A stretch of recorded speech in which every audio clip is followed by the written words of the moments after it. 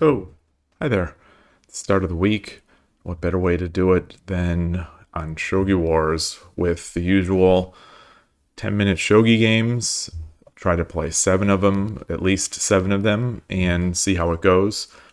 Yesterday, actually, the past couple days, I played a few games of Shogi Wars here and there in between Lee Shogi and 81 Dojo games, and they've been good. I've got the setup. I mentioned before that in the previous 3 or 4 streams on Shogi Wars, I said I was going to use BGM1 and the Manao voice. Well, since I can't select, since it seems like since it seems that selecting BGM1 doesn't actually limit the usage of the other songs there, I just set it to BGM1, or I just set it to random today. So it's set to random, so we're going to get random, which I assume is going to be exactly what we've been getting, because setting it to BGM1 did not restrict it to BGM1. But we'll see.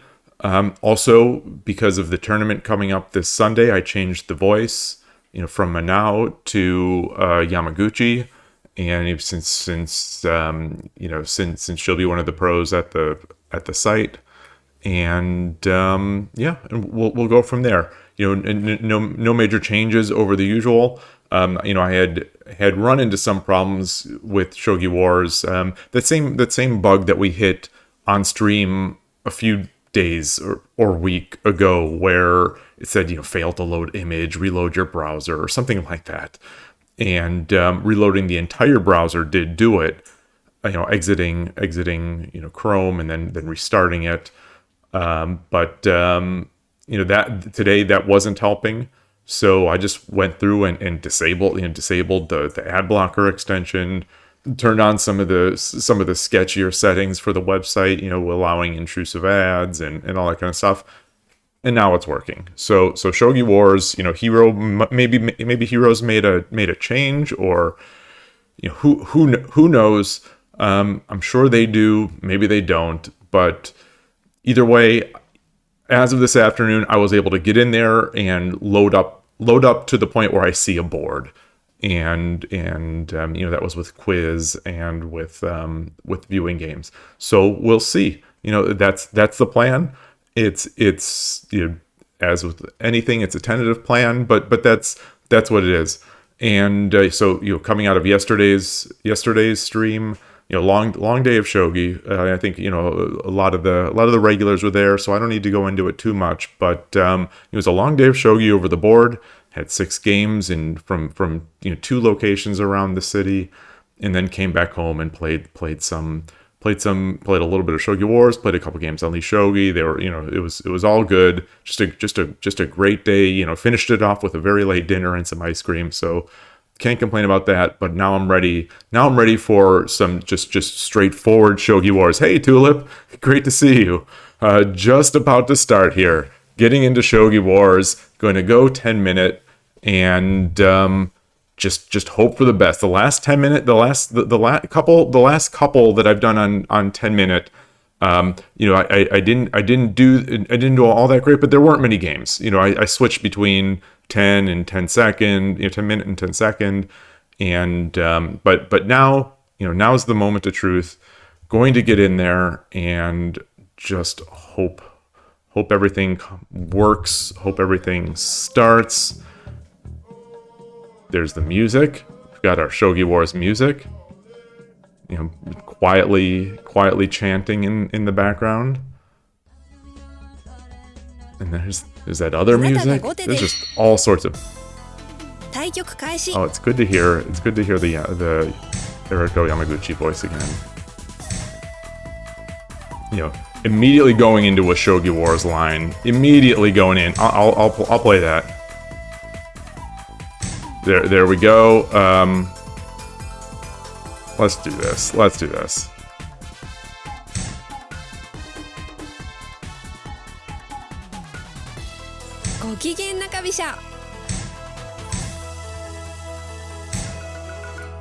I'm gonna close it off because why not? I think I usually push this. Oh. Okay. Let's get our king over. Interesting. I don't know what that's about. I don't know what that's about. So I'm going to change it up. I'll probably swing the swing. I'll probably move the silver in here. King over, rook or gold, come up, Kamuramino. Let's do that. Let's do that.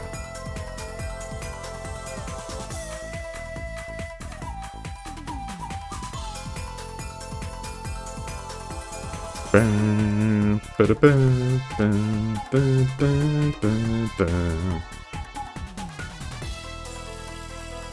at this. Look at this. Look at this pro blitz player with a time advantage. So they've already got left Mino. That's nice. Okay. Don't quite get that one yet.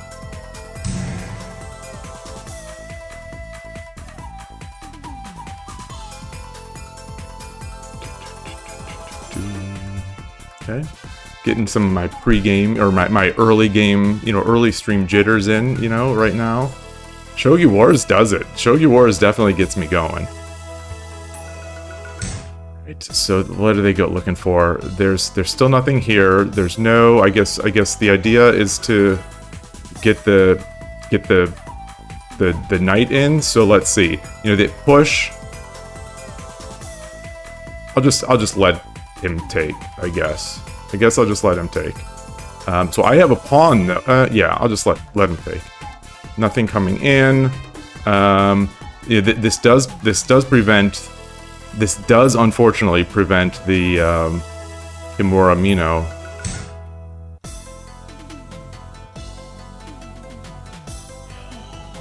Do.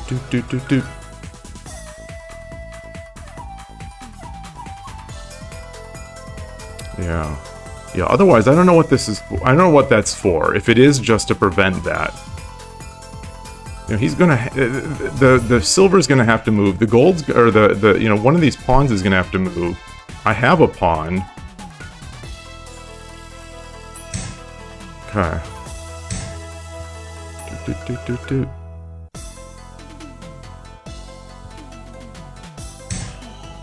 So they're waiting. They're waiting. Kinmino. I've not heard that before. Okay, so they are in a holding pattern. As am I. I'm expecting they'll move their rook. Oh, look at that. They're going to try to spear the sparrow. That's fun. Let's...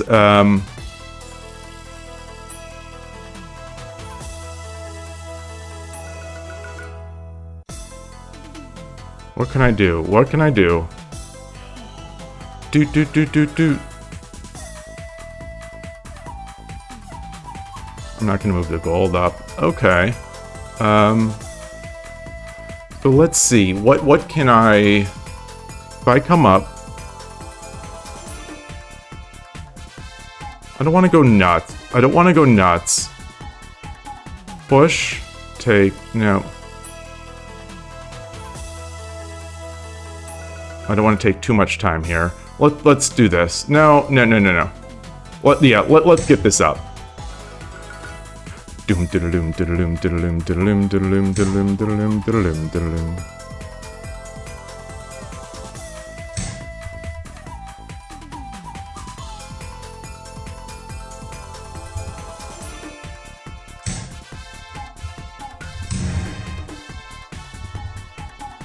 Do-do-do.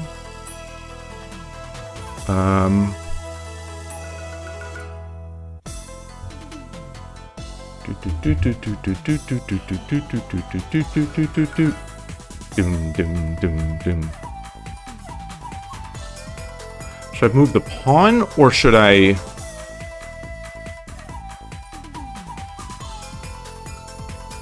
I could drop the silver. What else do I have? What else do I have? And then drop that. Let's just push. Let's just get this. Let's just get the pawn up there. Doom diddle-doom diddle-doom diddle-doom diddle-doom diddle-doom diddle-doom diddle-doom. 6:51. Okay, plenty of time. Dun, dun, dun, dun, dun, dun, dun, dun.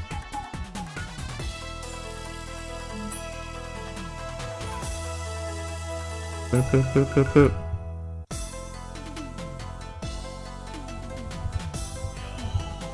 It's an interesting idea. I mean, sometimes when I don't know what to do, I try to spear the sparrow. I mean, by no means is it over. I could definitely be missing something. You know, I feel good about this, but I could absolutely be missing. Do do do do do do do do do do do do do do. I wonder if a night drop is worth it. I don't know. Do do do.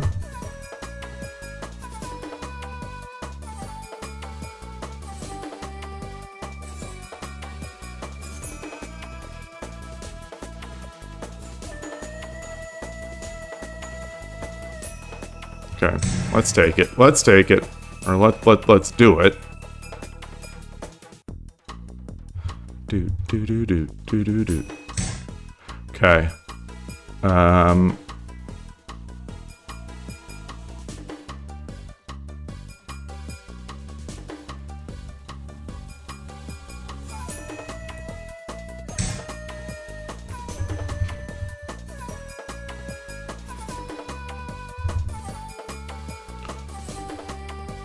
So what do we have? What do we have? I can drop. No, I can't drop that.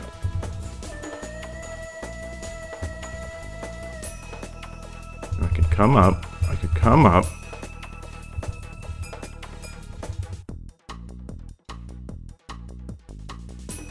Doot doot doot doot doot doot doot doot doot doot.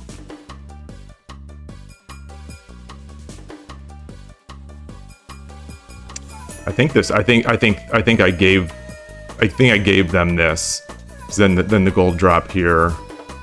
Yeah, okay.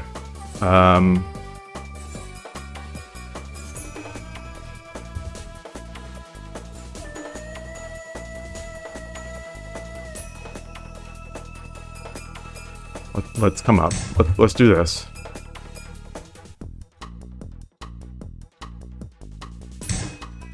Okay.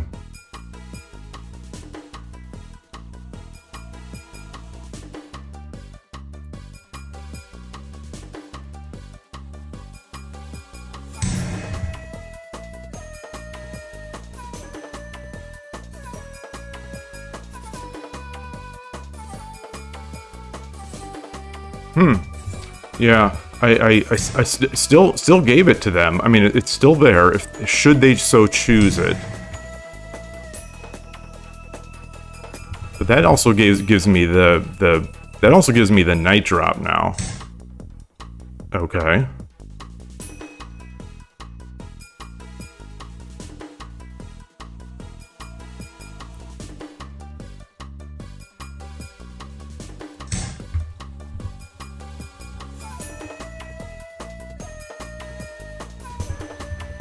Now I've also got a pawn drop.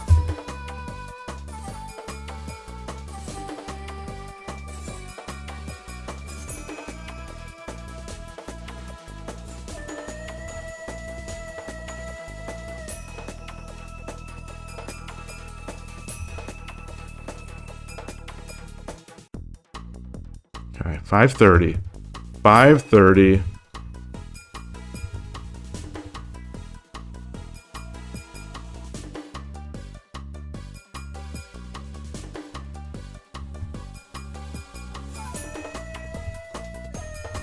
Let's see. Yeah, what else? Where else? Where else could the attacks be coming from? They just have a pawn. Okay.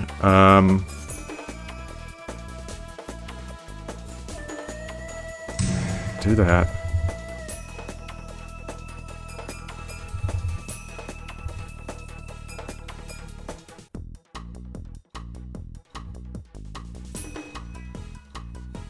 So let's see. Okay.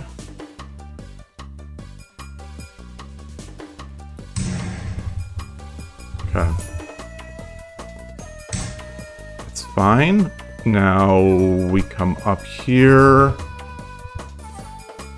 Let's see. Should I rush it, or should I push this in? 5分 Let's just bring it in. Let's just do that.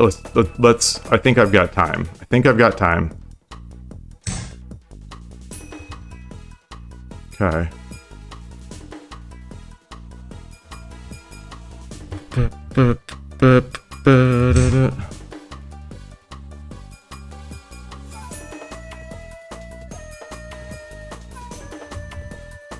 they're trying. They're trying. They don't have much.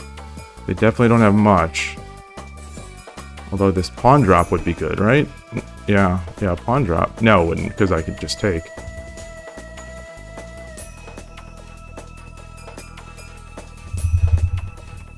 Okay, come on. Let's see. Yeah, the pawn push coming next. Pawn promotion, they've got no pieces, so it couldn't even be a pawn promotion. Okay.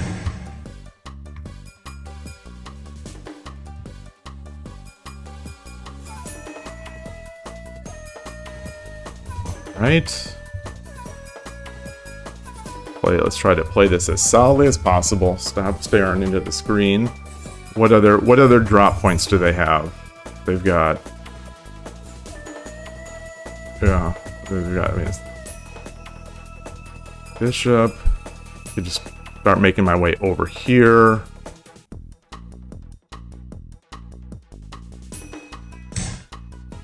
Okay, that's fine.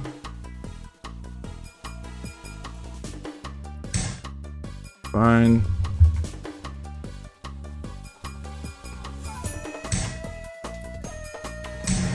Okay, we're coming in.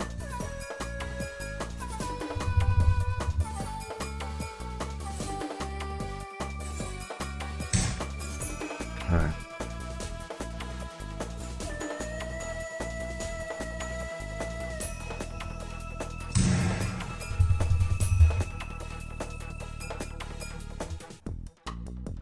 Do.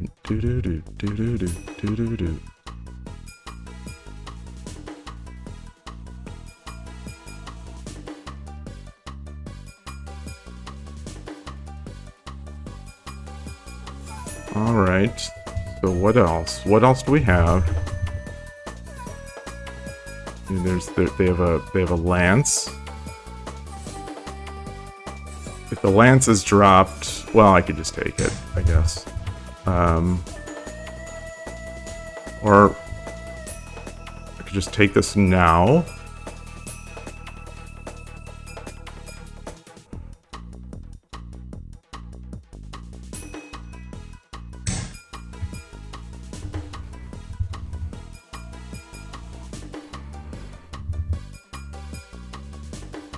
Okay. I think I'll come up here. I think I'll come up here first. This is coming up.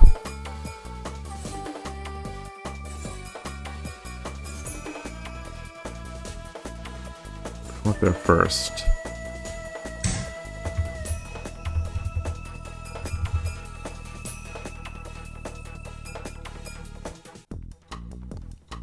Actually, that's not good. That's not good because then the... okay. So let's see.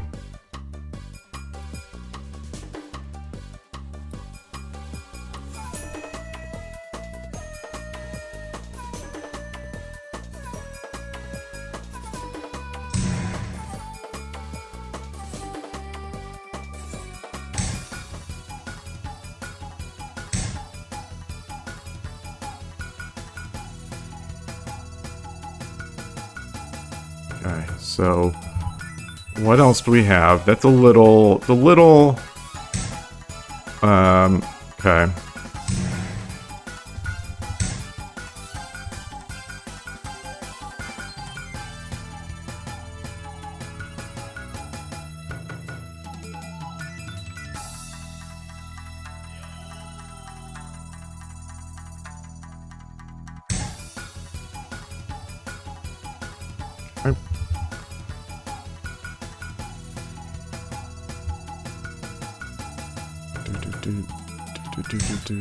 Okay.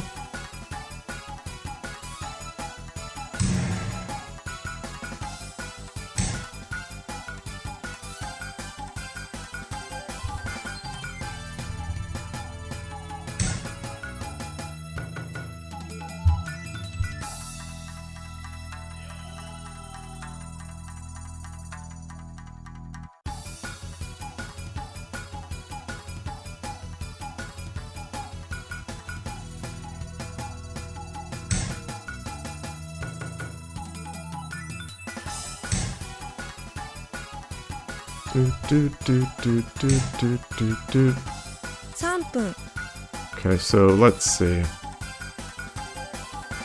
I come up here, he's got to block.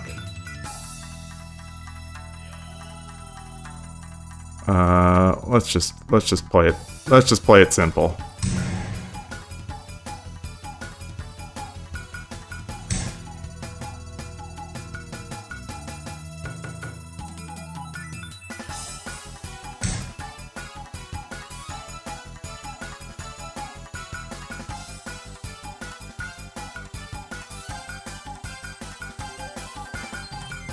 That'll be it.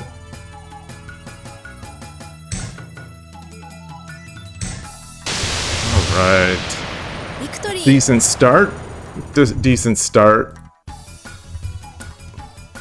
Oh, hey, sorry. The world's worst chatter. I missed all that chat. Sort of, so focused. Hey, Shogi explained, Rico, Night Sparrow, Chirp, Picross, Viridin. Thanks so much for stopping by. Let's see. Wait, I see he tries all the time. What is this? Wait, did he okay. Hey, yeah, okay, yes. It took me a while. Took me a while to shift gears out of Shogi, and, what is he does the arm, the arm in the video of the guy with the blonde head, the He-Man, the live action version of that incredible song. And I think I've told this before that years ago, years ago there was the 10-hour repeating clip of that of the Hey Yeah song, and I ran it. So I was in the office. I was in working in the office. I have my own office, and just all day. So 10 hours from the beginning to the end, playing that song. And when I drove home at the end of that day, when I drove home, before driving home, I put the song on my phone and listened to it on it was in there. It was in there. So yeah, well, it's now I'm seeing this tangent here. So Picross, also you have a tendency to read chat, then go on a tangent because of that and forget the timer's running. No joke. No joke. I mean that's the danger. There's one reason not to read the chat in while playing is that, excuse me, I'm hoping not to get sort of an unfair advantage. Although, realistically against all these players, I'm coming at I think a significant disadvantage. Be just trying to street. I'm so rough at this that my shogi game is at its at some of its lowest. So I'm giving up an advantage, but then I don't want to get the advantage back, but by suggestions or whatever. But that's two. So that's the too interesting is no joke. That is true. A TT series starts this week. Oh, so anytime there's good shogi to watch, especially now on 81 Dojo, I don't know how many times I've called out that Todasuke user style that I've hacked up to be able to see the last move indicator in blue. However many times I've talked that thing up. I just love it. So now I can watch like these games and enjoy them like at their fullest. I love watching WSL. I love watching the various TT and even the ladder. There was a ladder game today that was awesome. Oh, Viridin, you are way too kind. Way too kind. I appreciate that. And no matter how true it is or not true it is.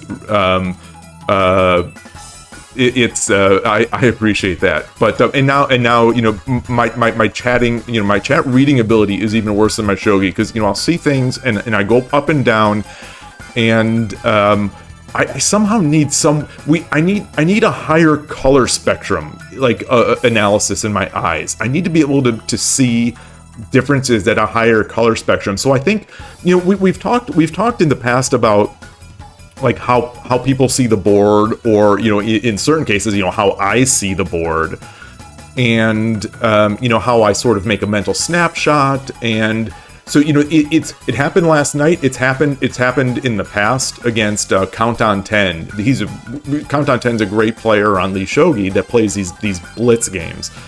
I had been playing a series of blitz games, with this player, and just losing, barely any of them getting any sort of reasonable try.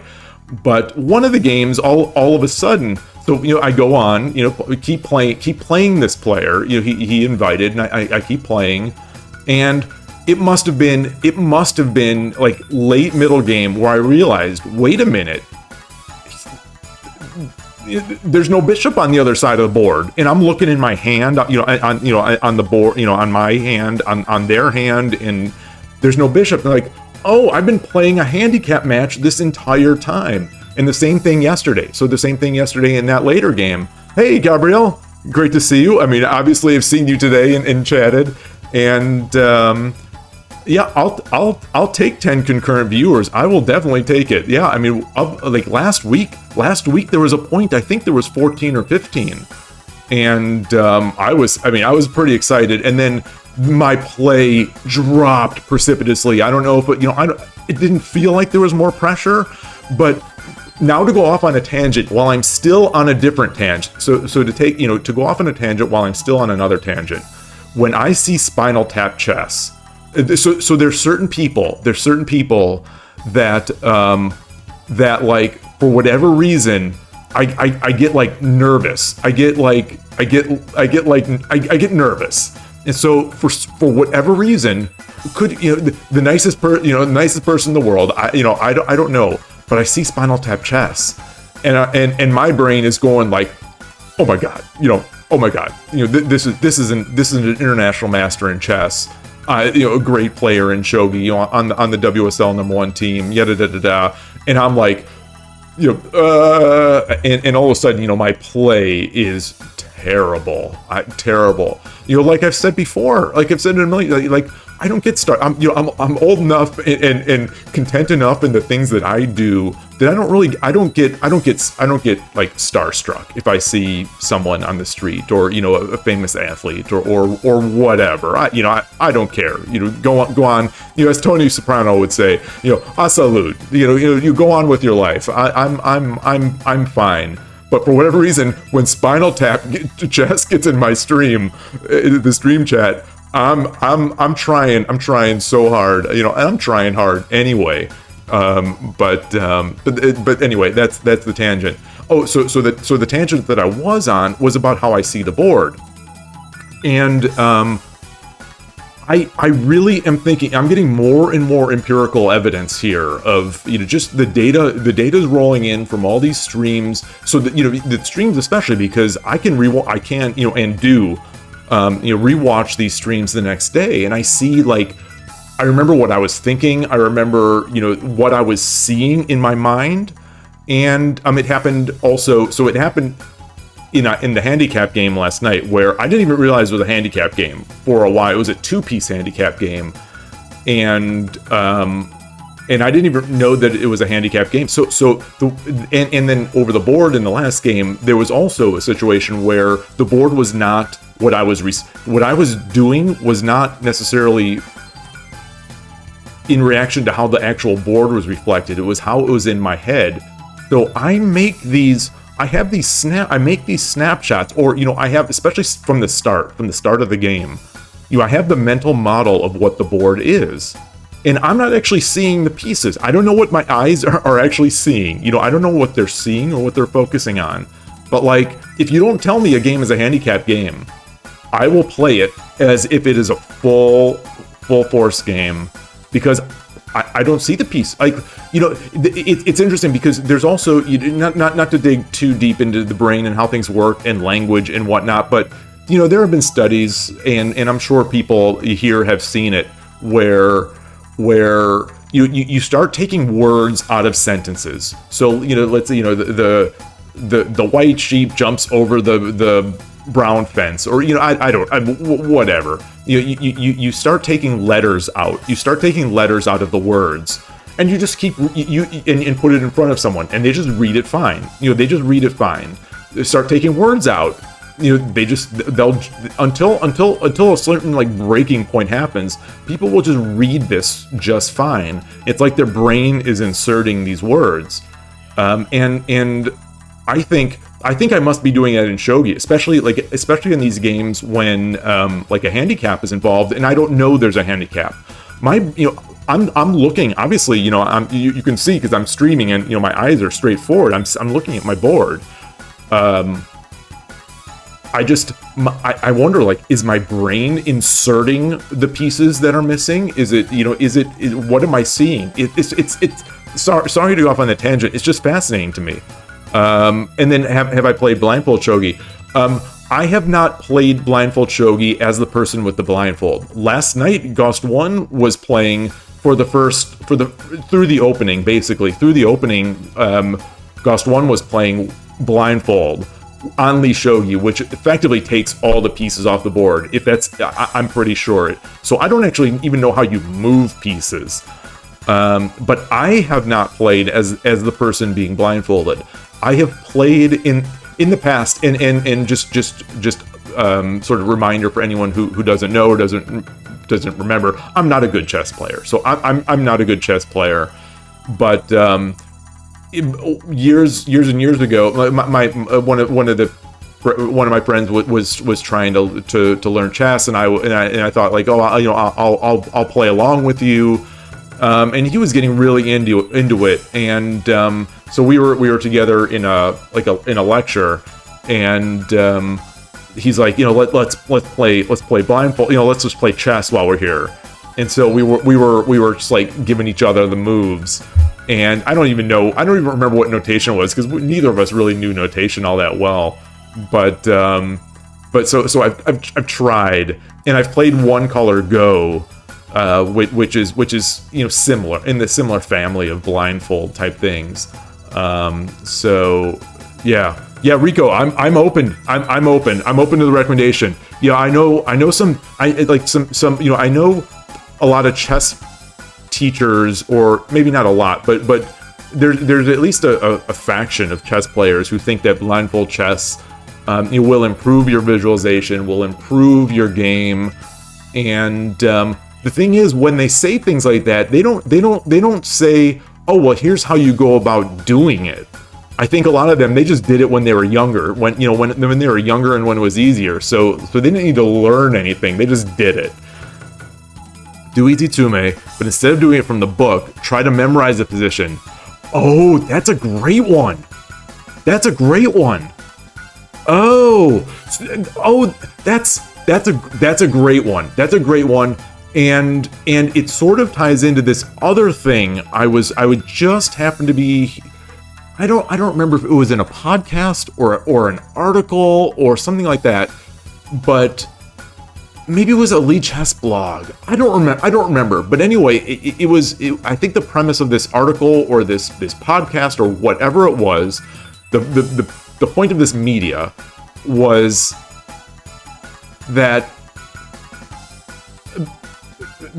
I guess a premise or whatever, the statement is, isn't it interesting how many chess players, when they're thinking about a position during a game, aren't looking at the board? They're looking at this, ignoring the stockfish jokes, all that kind of stuff, or, engine jokes.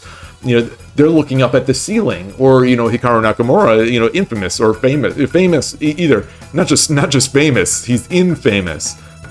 That's an old reference to an old movie, Three Amigos. Well worth watching if you like ridiculous humor. But what am I trying to say? I don't know what to say. Oh, that chess players will look away from the board to visualize, and so this ties right into that, and I'll do that. Yeah, maybe tomorrow's. So what I've been doing, as I had mentioned in I think it was last week. I don't remember. We were talking about Play Shogi, and Play Shogi is, I started doing those timed runs where I'm trying to complete a timed run. I did another couple today or whatever it is, and I haven't yet had the ability to sit sort of uninterrupted for an hour or hour and a half to do like a Maiden 3 timed speed run, because those were 184 problems, and I'm guessing that'll take me more than an hour. Like the Hishi set of 50 took me like 50 minutes, 50. And I'm guessing this set of 184 Maiden 3s will take even longer. I'm guessing, for my first time anyway. So, yeah. But anyway, so tomorrow maybe I'll do the book. Maybe I'll do the book with the attempt at remembering, and I'll start with my Maiden 3s. I'll start with one of my easier Maiden 3 books, I think. Or no, maybe I'll do, I think I have a 135 book, maybe I'll try to do that one. Yeah, you did mention that, and you mentioned that about replaying the games from memory after they're done. You mentioned it, at the time, and in rewatching the stream today, I saw that comment again and sort of reinforced that I want to do that. So yeah, that'll be good. It'll be good. It's all a learning experiment here. How far can a dedicated older adult go? How much can we hope to improve? How much can we hope to improve our memory? Our ability. Our style of play. Stuff like that. So this is all to me. This is all just sort of fascinating stuff, and I really like tracking things. I'm sort of a data tracker. So I like tracking that stuff. Though I'm not as much as some people who actually love spreadsheets and marking progress and making notations. Oh, on a semi-related tangent to that. I've said that over the past 4 Mondays, including today, I wanted to sort of calibrate my off-stream level by playing rated games on 81 Dojo. With this idea, which I seem to be proving every day, if not have already proven, that I play much worse on stream. So there's the two things. These ideas that I play worse on stream, and though that I'm also certainly improving. From this experience of streaming, and I see, like I said yesterday, I see the people that I'm beating now, or over the board, or I see the people that I'm competing with now over the board that I had no business competing with in the past. And so, like, I see it that there's improvement there, but I also wanted this extra component of sort of rating points. But anyway, long story short, no one accepted my challenge today. I challenged 4 people. I challenged 4 people on 81 Dojo, and didn't get I didn't get any hits. I didn't even get any rejections. They all just timed out. So I was actually wondering, like, is there something wrong with my connection, or like do I need to log out and log back in or something? But it was weird. It was weird. So if you, Rico is saying that, you know, if you train hard enough, you'll be like the people at your club who can whip a position out of the air. Oh yeah. Oh, you should see. I mean, I'm sure you've seen other people do it, or maybe you can do this, and maybe you can do this, and it's actually not that impressive. But like that, the 5 down who's at the Silicon Valley Shogi Club, when he does it, it's like, the stuff that he does that's impressive. So you know, it's one thing to start from the beginning, it's one thing to start from the beginning, which I can sometimes do. You know, I can actually, you know, slight self-deprecation aside, I can sort of sometimes, you know, start over and replay the game. And, you know, I'm always sort of a little amazed at myself how far I get there. But this player, he just, you know, the game ends and he just quietly shuffles the pieces around to a random point, you know, in the middle of the game, and just sets up the position. It's like, yeah, it's so there's no context. He just goes straight from the end and can take it into the key point. Or he'll do that and play through some moves and then switch to another key point. And it's like, and I'm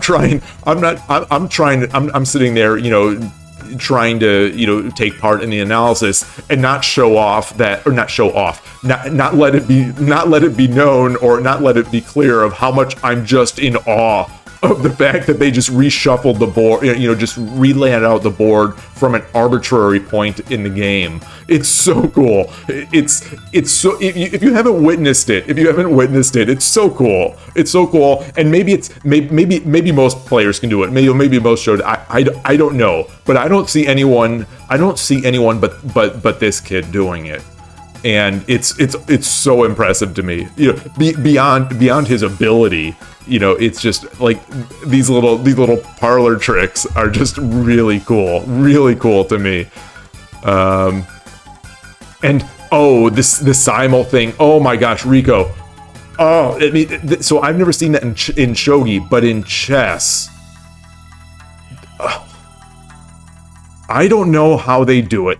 You know, people, all these chess podcasts I listen to, like, they say that yes, there are some outliers in the, you know, in the chess world or whatever for memory, but not everyone's an outlier for it. So it's something that can be trained, or it's something that comes from, but regardless of whether or not it's trained and or innate, but seeing them just not only like they'll do a simul. I witnessed this, not witnessed in person, witnessed on like a live stream, and what was it? Someone in a random simul in the past said, "Oh, you know, I played you in a simul. You know, you know, back in St. Louis, you know, 2 years ago, and you know, you beat my King's Indian," and he'll be like, "Oh, yeah, that was the game where you could have gone G3, you know, bishop G3, but pawn B4," and I'm like, what? You know, what just happened? You know, what did I just witness? And you know, the guy, he's the guy who was, you know, who got beaten in the simul's like, yeah, that was the game. It's just like, what? How do they retain all this information? You know, they're playing so many games, and they can remember this stuff. And I'm not playing anywhere near as games as you know, as a chess pro. I mean, I'm playing a bunch of games. You know, not as much as some of the people on 81 Dojo, but I'm playing, you know, 5 games a day or so, probably on average at this point, at least. And I barely remember the ones I just played. So yeah. Tulip, so you can remember the interesting positions in the mid game, yeah, but do you think you have the ability to like reset the entire board to that position? that'd be interesting if so. Maybe you just sort of make these mental snapshots and retain them in there. The part in Shogi Explained, the part where I start messing up is when the opponent starts doing weird stuff. Like I wouldn't be able to replay a game with little random mover bot. Yeah, that's like that. That's like what they were saying in Hikaru no Go, where Tuya had the hardest time against basically this random mover. It was a random mover, kid at the club, and a great scene. A lot of great scenes in that. A lot of the great scenes. Yeah, that's the thing. Yeah, it really illustrates the difference between pros and just us normal people. But a lot of these chess players, they say that it is not something innate. That it's not something. It's not something that we can't do. It's just something that they do because they live and breathe this. They just live and breathe this stuff. 5, 6, 7, 8 hours plus a day. Okay, so you could, Madoka, you and Madoka once talked about a game where we played, that's cool, yeah, and I think, certain people like or maybe they like it because they can do it better, but like, like to retain these positions, and some people are just like, on to the next game, and I also wonder, not to go on yet another tangent, if that's why, assuming that everyone with 10,000 games played on, say, 81 Dojo and Shogi Club 24, assuming they're not sandbaggers, the double-digit queues or the single-digit queues, maybe that's just one of the things holding them back. Like maybe they don't play games with the idea to try to remember them or try to learn from them, and maybe they just keep playing and playing and playing. I don't know. I don't know. I don't know. Okay, so Tulip, you've played blind chess. Yeah, that would make sense. That would make sense. That you've sort of built up that muscle. You built up that muscle and are able to use it. But I guess it does get rusty, or does get weak. Is that I guess where the analogy would go? All right. Well, so I apologize. I'm scrolling through. I apologize if I missed anything here. I definitely apologize. I need more hey ya cha. Like I would love to have that playing on Shogi Wars sometimes. Oh my gosh. Then I might not be able to play because I'd just be jamming along with the song. I still like that. Even after that 10 hours of just drilling it into my head. I non-ironically like that. I don't know, I don't know what's wrong with me, but I non-ironically like that song and that video. The video just cracked every time. I'm laughing at the same joke. I'm laughing at the same thing. Every time the music goes quiet and the guy is just in the kitchen or whatever, I'm dying. I'm like the most boring person in the world because I could just find the same thing funny for literally 10 hours of it. It's so good, and just there's another one that sort of impacted me like that. It's the Shatner on the Mount. It's a clip. It's clipped up a Shatner interview where it's Captain Kirk is climbing a mountain. Why is he climbing that mountain, Captain Kirk? And it just goes to hug the mountain, to envelop that mountain. It's so good. That one also had a 10 hour, and I've also done the 10 hour on that. And I bought the single on like the iTunes store, which isn't quite that same song. It's from the artist. It's actually from the artist that made that video, so it doesn't have the Kurt voice. Presumably so that he could sell it. But I listened to that too, and in the car, and it's terrible. Let's get back to Shogi. No more of my oddities. We're just gonna press yes for good luck. No. All right. Oh, Gokigen Central Rook player. Let's see if I can learn from my lines. What?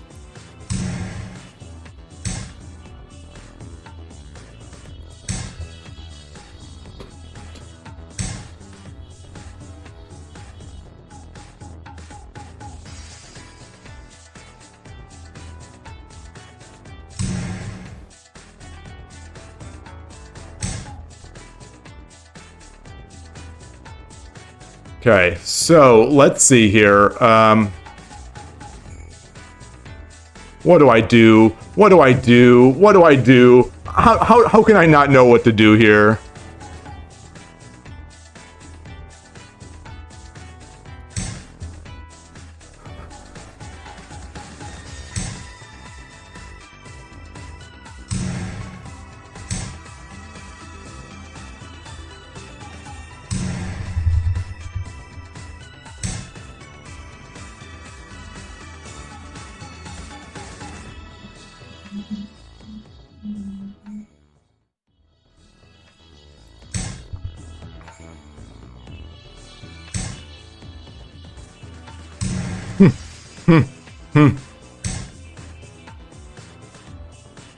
Oh, he got me. He got me. He got me. That's good. Actually, no, he didn't get me. No, he didn't get me. Okay. Okay, I was wondering, how did I never fall into that before?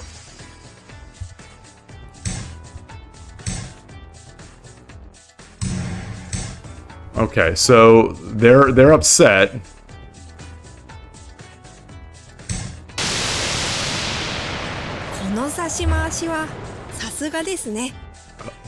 I don't know what Eriko said there. I don't know what she said. I don't know what she said. I don't know what she said, but I think she was making fun of me. I think she was making fun of me. I don't know what Sasuga means. I don't know what Sasuga, what is it? Sasuga de something wa de I don't remember my character, my hiragana or katakana. I don't know anything.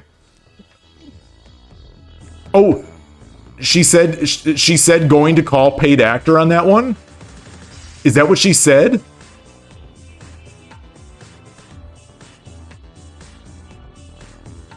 So what is Sasuga? And hi Arnold, good to see you. Good to see you. Oh,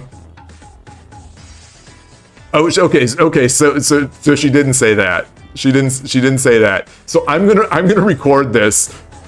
Sasuga desu is like, oh, as expected of you. Oh, okay. So that's what she'll be saying at the Los Angeles tournament. When I win. Oh my gosh. I think I missed a chat. Let me get over there. Rico, I missed a message. Sorry about that. That you used to play blind shogi with the rival at the time by sending moves back and forth. And yeah, you have said that. That's fun. Like you say rival, I'm assuming friendly rival. I'd assume because that's like fun stuff. I love that stuff. I really like that stuff. Yeah, I have thought, and this is how old I am. So I've thought that it might be interesting. That we have correspondence shogi on Lee Shogi. I'm not into the correspondence stuff anymore, especially on chess, where for a variety of reasons I stopped doing correspondence. But I think I would like to do it by mail. Like, I think I'd like to do an old school one and play it out over a physical board, like one of those. I was reading a book a year or so ago, and again, it's chess. It's chess, but the protagonist in the story is a national master, and he actually plays like real correspondence chess, like real correspondence chess where they're actually, correspondence chess these days is basically engines for a lot of it. It's officially allowed in most rules. Not on chess.com, you're supposed to not, but whatever. But this guy was playing like a real human in real unassisted chess with postcards. And I think that'd be cool. Maybe it would take so long, and it would be so sort of. Maybe I'm so used to immediate gratification that would be just ruthless on me to have this game over my head for a year or more. But I'd like to try. I think I'd like to try. But yeah, it was a friend that, yeah, you haven't talked to her in years, but when Carol went pro, used to brag about having taken game. Oh man, oh, that's so good. That's so good. That's like me beating the kid at the East Bay Shogi Club who was visiting from Japan for like 6 months.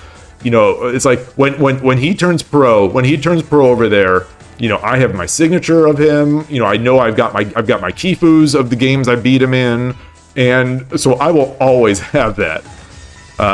Yeah, using engines and correspondence feels like it ruins the point. I agree, but like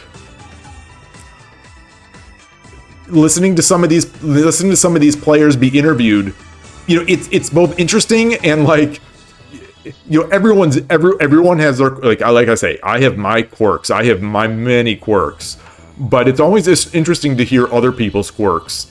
And like they were talking, I couldn't help but sort of laugh out loud when I was walking and I was listening to the podcast, you know, on headphones, and the person said, you know, this like, it's like the world championship or whatever of correspondence play, and I think this guy won. I think he won. I don't know if he won any games like legit, but like the way they won is like his opponent filed the wrong move. So it's like, you know, the opponent decided what move to do and then like submitted the wrong move. So that's catastrophic blunder. You know, that's like you game losing blunder in internet chess or in correspondence chess. And otherwise it was just draws and it's just so weird. It's all meta. It seems to me like it's all meta, where you don't win games but you don't win games like over the board. You win the game if your opponent records the wrong move, or records the move too late, or the opponent, or you play an opponent who had just blundered in the previous game or whatever, you know, misrecorded his move, so they dropped out. So you get the game, or like no one wins over the board. Yet the way they talk about it, it's like they're convinced that like it's superior to the engine, that you know, their assistance with the engine is superior to just they're convinced. And you know, who am I to say otherwise? I mean, the evidence doesn't seem to me, you know, as an onlooker, the evidence seems to be that it doesn't matter what these humans are guiding it to do. That's just but I don't know anything. So you know, it seems like the evidence is contrary to what they believe, but they believe it, and they seem to believe it with their whole heart and mind. And so I can't help but enjoy listening to someone who loves what they're doing talk about it. But it is strange. Yeah, Picross. As I was saying that, I was wondering how much a postcard stamp is. And, you know, so in a shogi game, if you figure you're buying postcards, I don't know how much a box of postcards is, like a cheap box of postcards. I don't know how much a stamp for a postcard is. I remember back in the day it was like 10 cents, but nowadays maybe it's like 50 cents. I don't know. So for a shogi game, you might be spending $25-50, you know, for all I know, on a single game, which does seem a little steep. You know, it does seem a little steep, but that's maybe $50 per year. And you know, everyone has their hobbies. You know, like photographers, you know, spend thousands on lenses and whatnot, and so maybe it wouldn't be so bad to spend $50 on a game of correspondence shogi. Yeah, Rico. So every time you could, yeah. So I was good about never timing out. To the point where, you know, a bunch of my good wins were on timeouts, and so I felt loud. The last tournament I ever played in correspondence chess was a chess.com tournament that I had been playing for probably over a year. This tournament had been going on for over a year. It was I want to say that it was an opening specific tournament where you had to play, I think, the Jobava London system. I don't recall, but that might have been it. And in my bracket, so this is like the semifinals, like they get into brackets. I think this was semifinals. I got into this bracket, and there was an international master in there, or at least No, I won't say someone who claims to be international master. Chess.com validate, Chess.com and Lichess validate these. So this is an international master, and I'm going on with my games against me. He times out twice. So I don't know if it just like I just got the luck of the draw where they were going on vacation or whatever, but he timed out against me twice and played his games against everyone else. And so I was in the leading position in this bracket, and I think I had lost one of my games to someone who lost to the IM.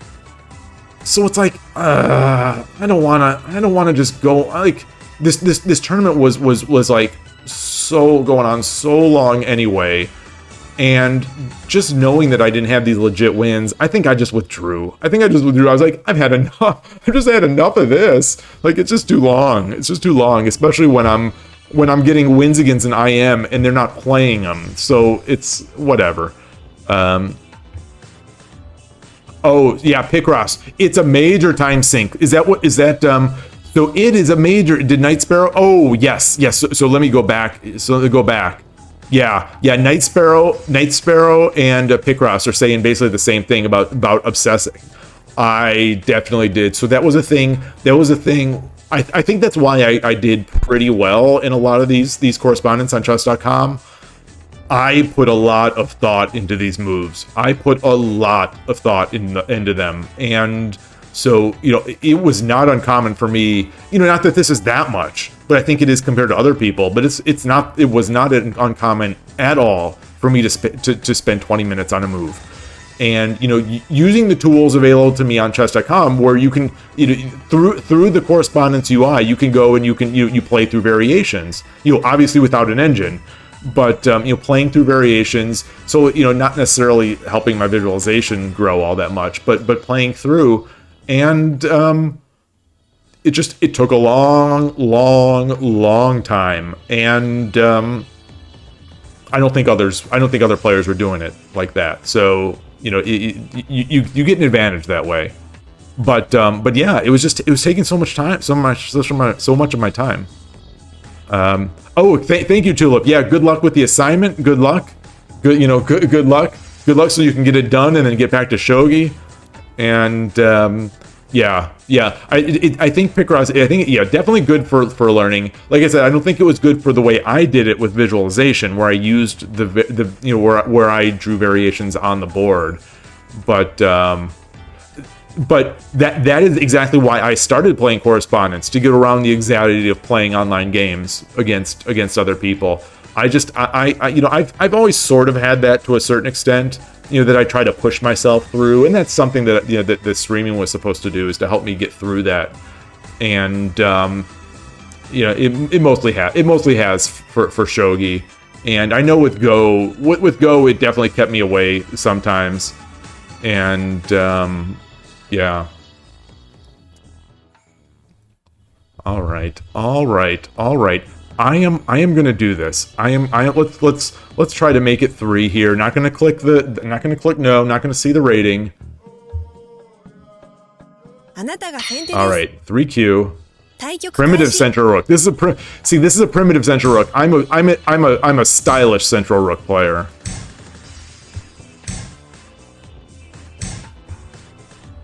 Oh, I think shoot. I wanted to work out not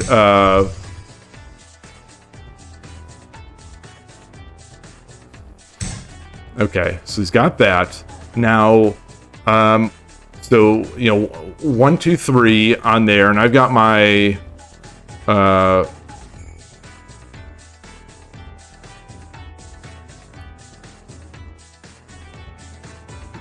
let's do that. I don't know if that's the right way to go about it.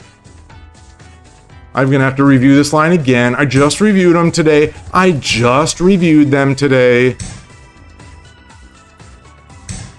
And I'm off book.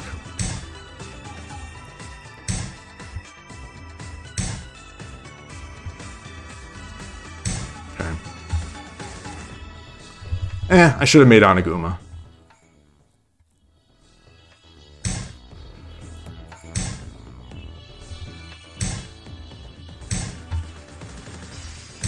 Oh, I have not made Kinmuso today. Oh, major letdown. Major letdown. Oh, I got to do that because I switched to a Yamaguchi voice.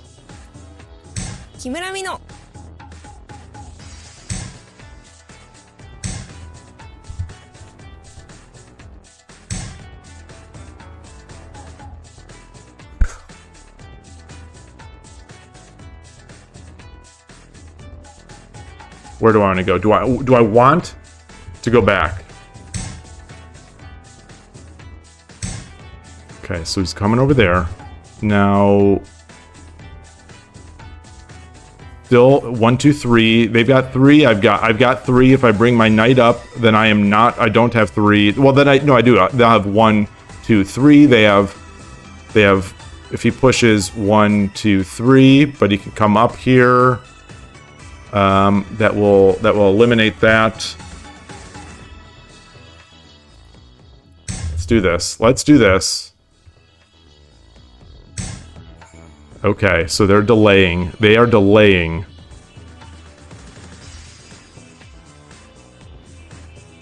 This is where I feel this is where a good shogi player is going to, to start making their edge. Right here, because this is the confusing part of the game. This is the very confusing part of the game.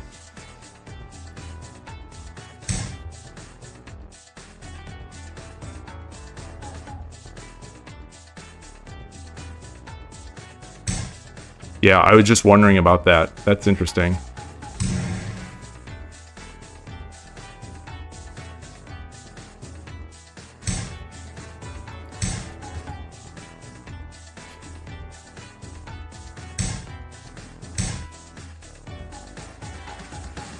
I think this is BGM 2 if I'm not mistaken. Okay.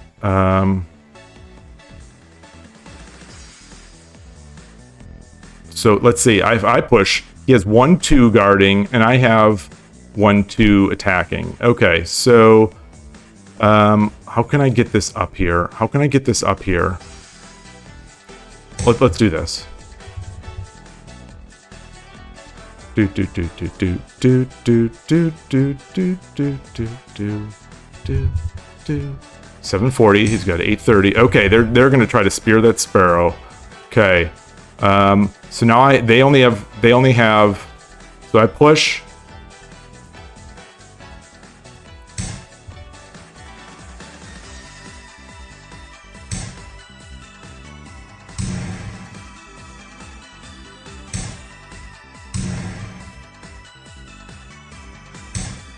Okay, so where am I going with this one now?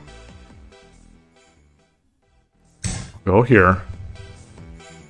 But now I'll have something. I've got my silver. Okay. So should I...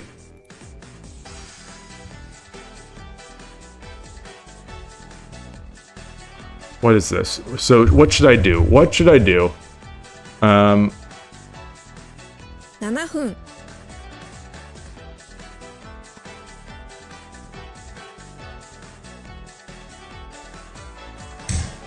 Okay. I don't know. Let's start running our king around.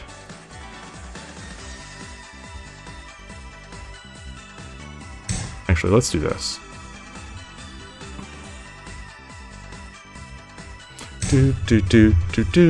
I've got a knight there. I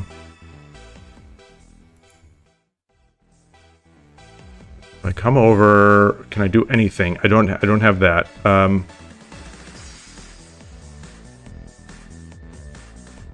So I've got to push this up. So I'm gonna sacrifice the silver. This might work. I mean, this definitely might work.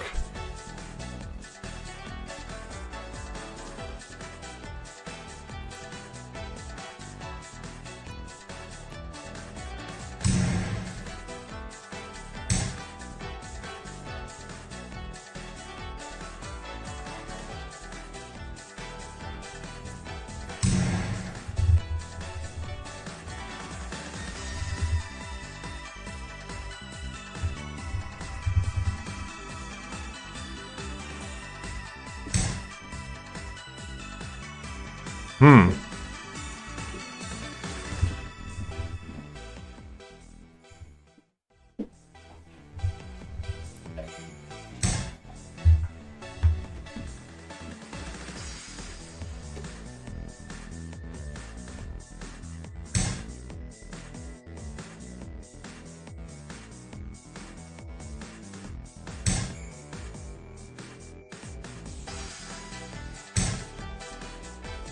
All right, let's see. Let's see what that does. Let's see.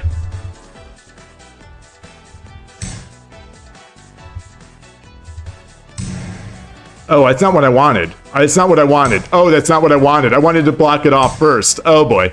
Oh, boy. Oh, boy. Red alert. Red alert.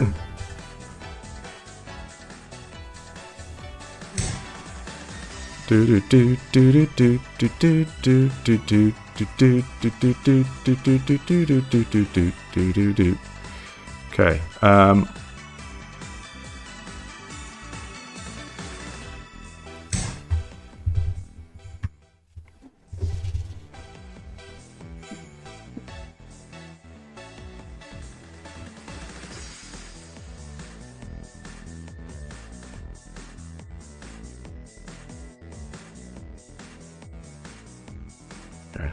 Here we go. Here we go. It's time to channel some. I saw an awesome game today. Two awesome games. Time to channel some. I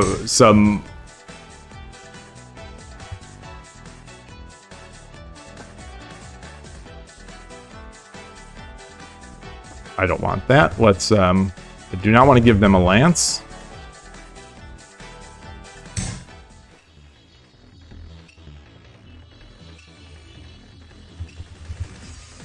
So I'm gonna, oh boy, I think they should have used that lance. Oh, there's that. Okay, that's fine. That's fine. I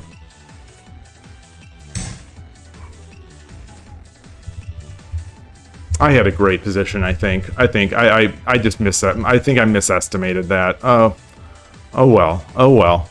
It happens. It's not over though. Yeah, a couple of great games of just defensive games that lasted for a long time. Both Gabriel and another Brazilian player named Dick Brazil on 81 Dojo were just defending like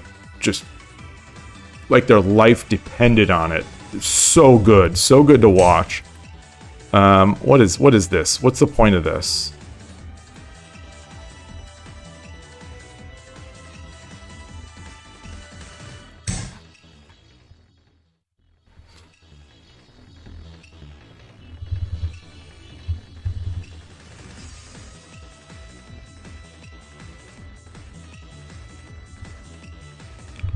How am I gonna also get an attack going? Okay. Do I want to take with the king or do I want to come up with the gold?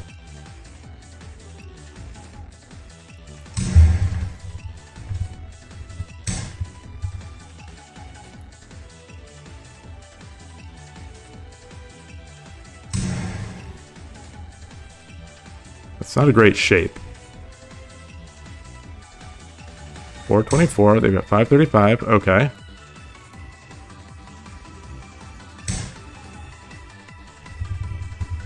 That's fine.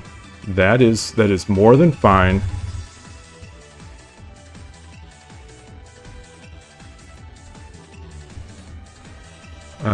Let's see here.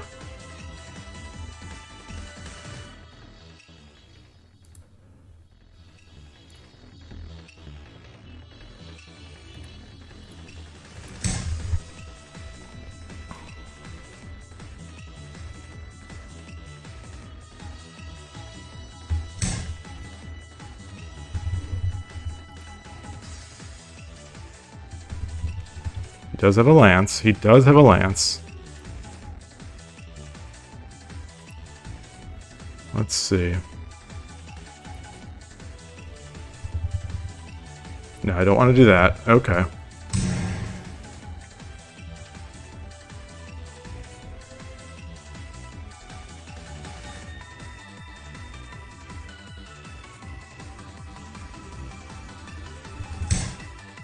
So I can take this. I think that's still bad for me, but we'll see.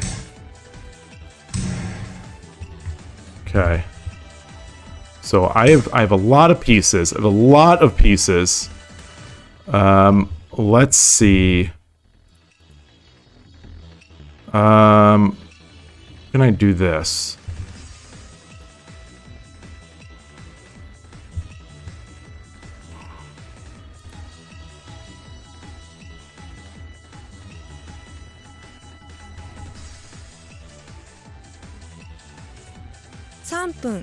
Okay. I don't know. That's not good. That's definitely not good. But it is what it is.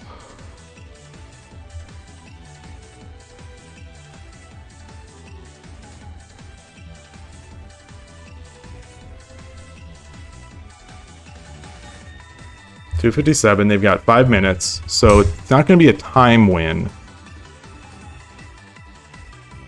Is there any way I could sort of...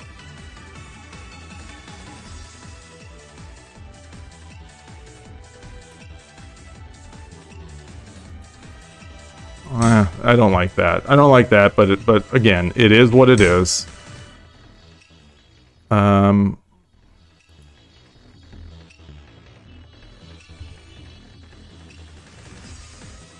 分30秒 That's not the kind of...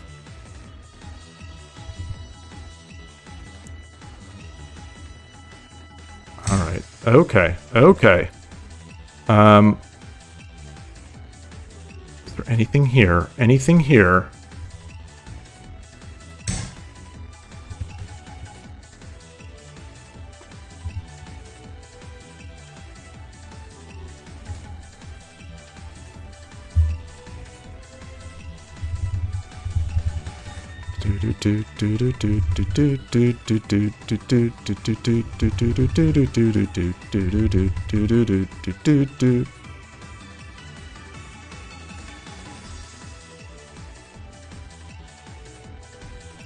Okay.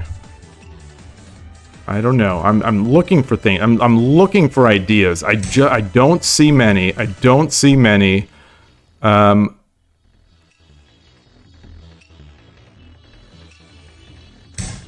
Okay.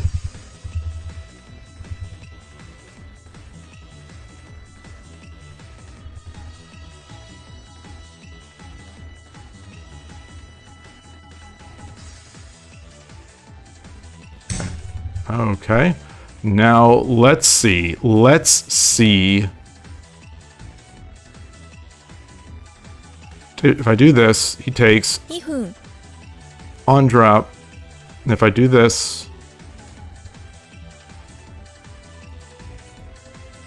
okay.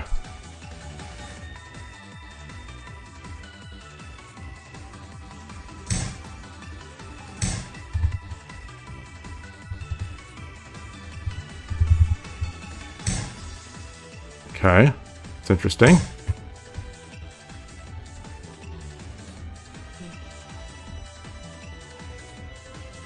Good game. Good game. Good game.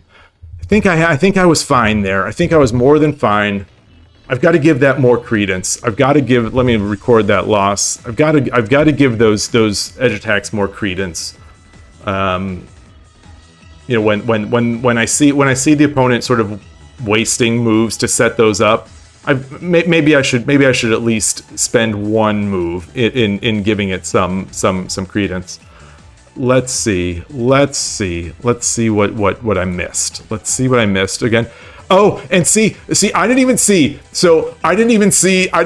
Spinal Tap chest. You know, welcome Spinal Tap. I didn't even see Spinal Tap. Just like subliminally knowing that Spinal Tap was in my chat made me play my worst game of the night. It's crazy. It's I swear. It's so funny. It's so funny. Yeah, you got to keep the BGM rolling. You've got to keep the BGM rolling.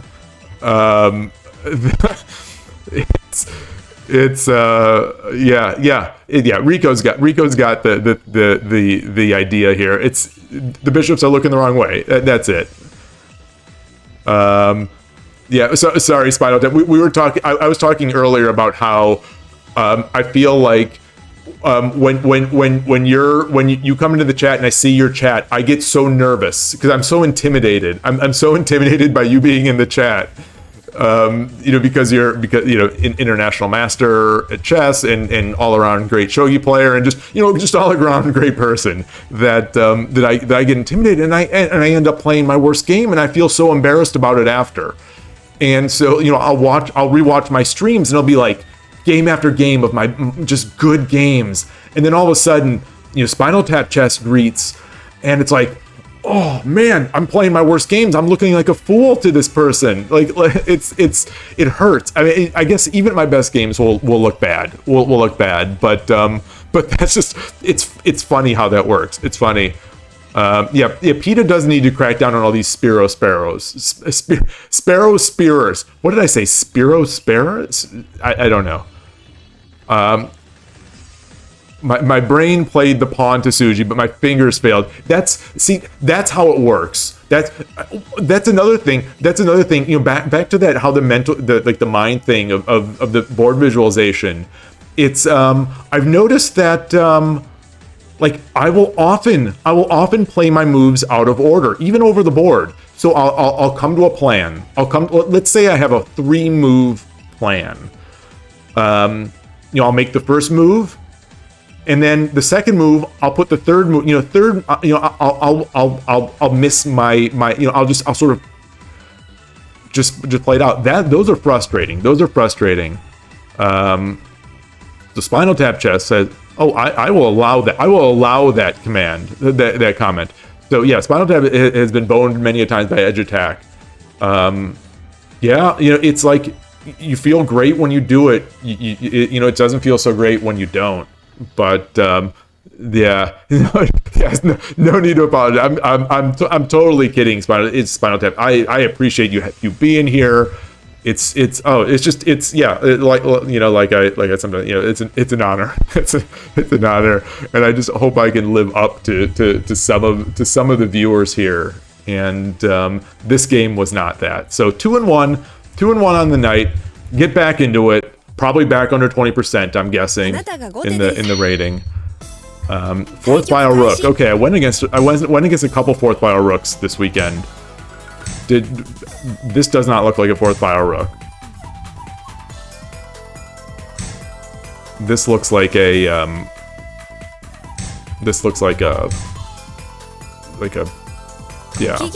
one of these.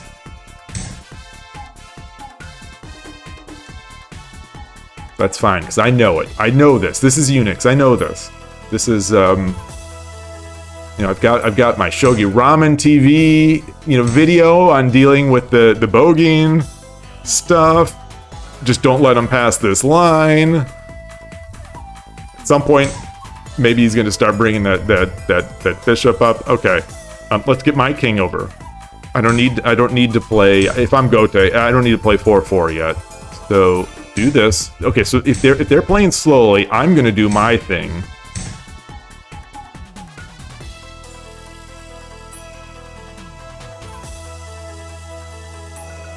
There's no drop. There's no drop yet. Let's come up here.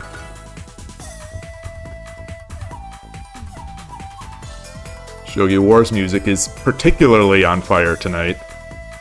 I sense there's a little more energy to it. There's a little more energy than usual. The horns go off perfectly timed to the Anaguma starting. Okay.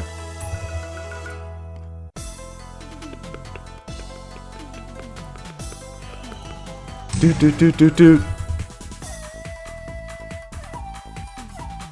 Okay. Okay.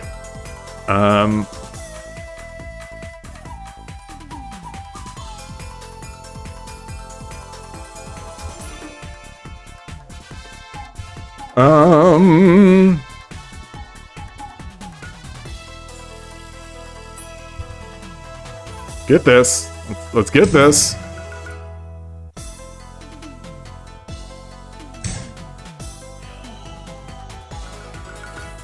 Doom diddle-doom diddle-doom diddle-doom diddle-doom diddle-doom diddle-doom diddle-doom.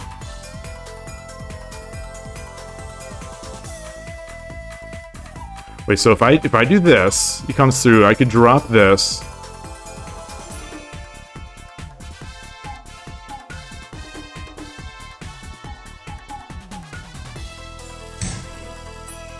Do do do do do do do do do do do do do do do do.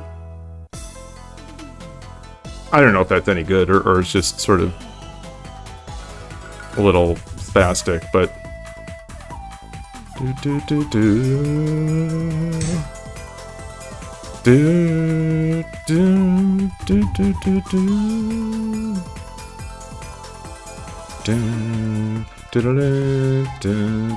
Do I come up here or do I come up here?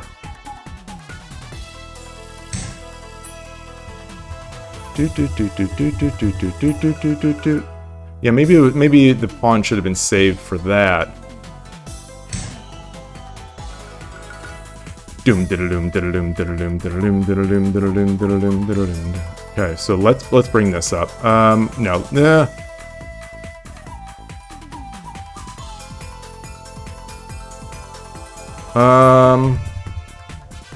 Okay, I don't want to think too long here. Pawn, take, or I just come back.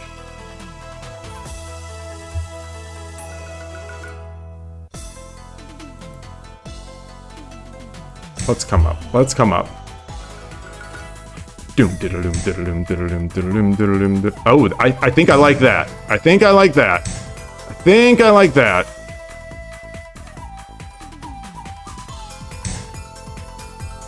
Do do do do do do do do do do do do do. So do I come up first and then come up first? Yes. No. Come up. Take. Yeah. 7分 Do. What's the intermediate? Is there an intermediate move? Do. There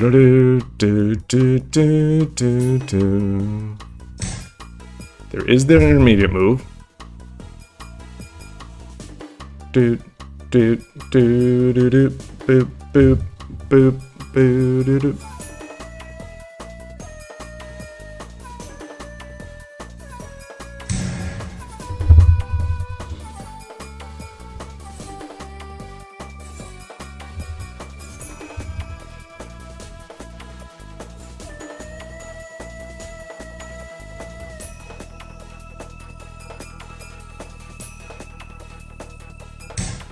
Okay, let's see.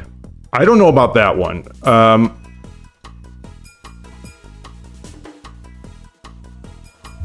So if I could just take and I retain my pawn, or I could come up here, take, threaten. He goes over here, and then I take this. Or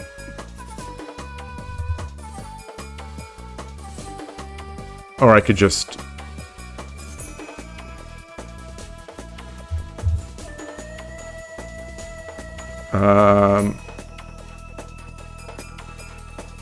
Yeah, let's just do that. And then trap it next move.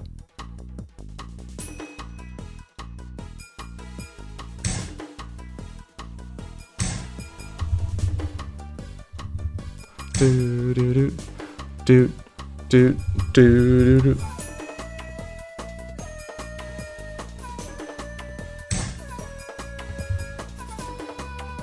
Ba-da-boo, ba-da-boo, ba-da-boo, ba-da-boo.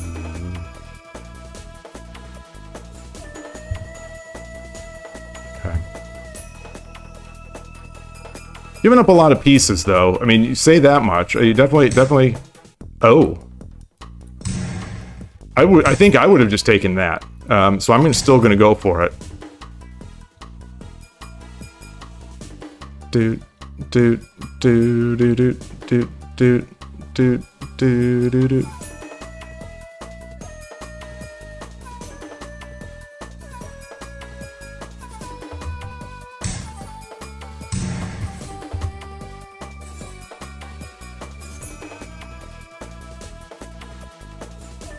So what do I do here? So how do I hold off the counterplay?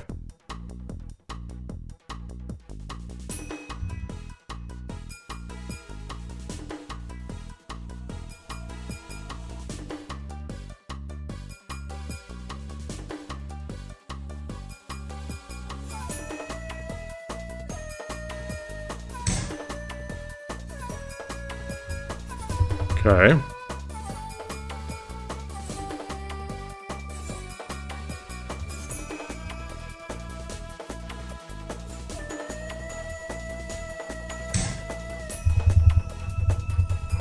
Oh, that was dumb. That was dumb. They don't have a bishop, but that was dumb. Especially since on the previous move, I thought, okay, if there's a bishop, then he's going to... Is that skewer? What's the chess term for that? I'm just gonna walk the gold over now. Now I don't know if or yeah, I think I'll walk the gold over. Or no, maybe I'll just I'll oh gosh. That's fine. So if the king takes, I just walk it over.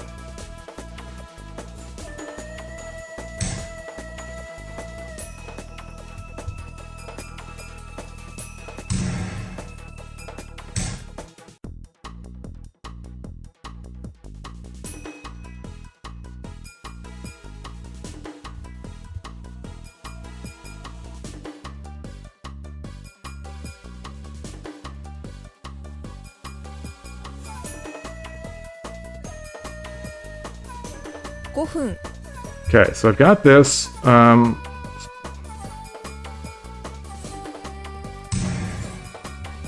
There's no, I have plenty of time. Plenty of time.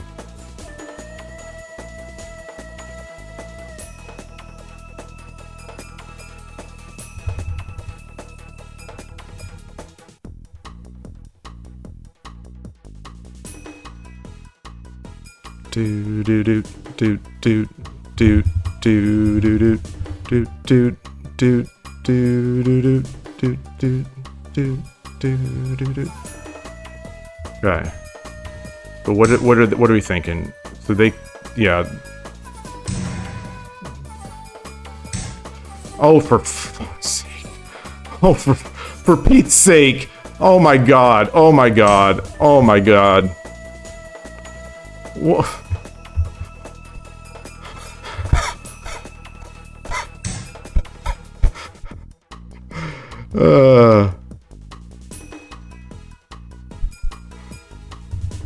You know, it's me again. I think I still have it, which is the sad part.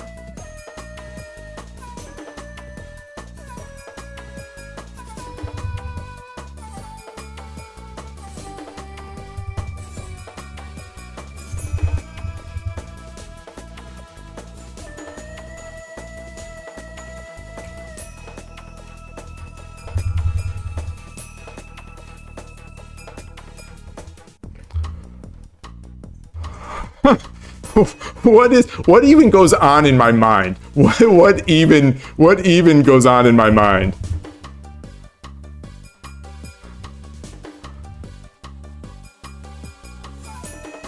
I swear, I made that, I made the move, and then the piece was captured, and then all of a sudden I see out of the corner of my eye chat scrolling. It's like, oh god, oh god.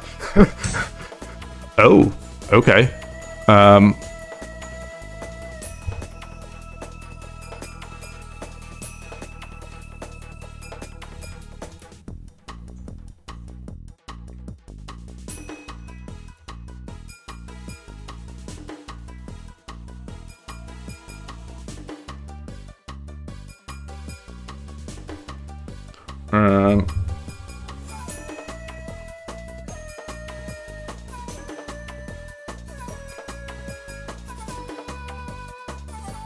Let's do this. I don't think this is any good. I don't think this is any good. I can't read. I have plenty of time. I have plenty of time. There was no need to rush that.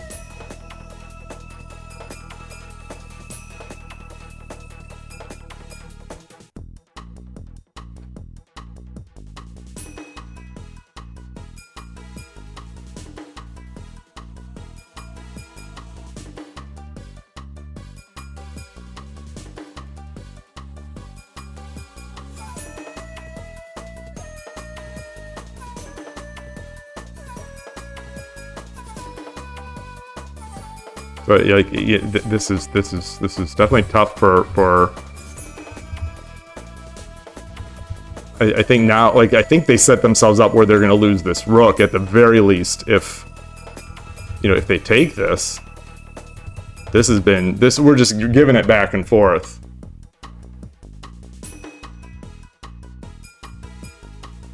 What, a gold drop here, or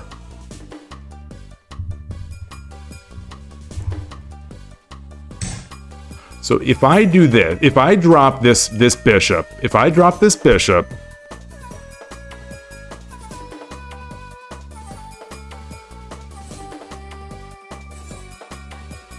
takes the bishop, I get the gold drop. I've got 2 bishops. If he does that, then I drop the gold, and it's mate as well.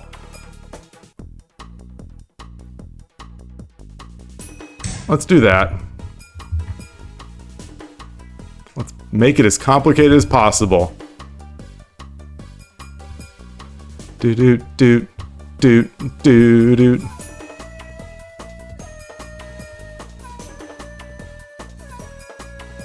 Why? Yeah, like, why mate in 3 or whatever I had? Why mate in 3 when you can mate in 32? Do do do. See, the problem is there's been no Yamaguchi. Oh.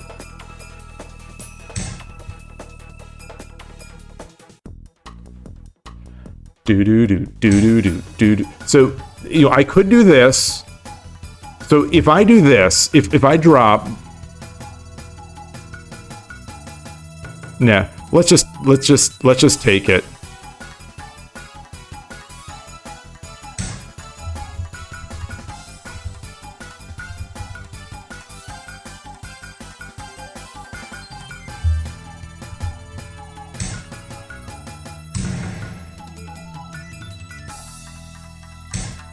Bum, bum, bum, bum, bum, bum, bum, bum, bum, bum, bum, bum, bum, bum.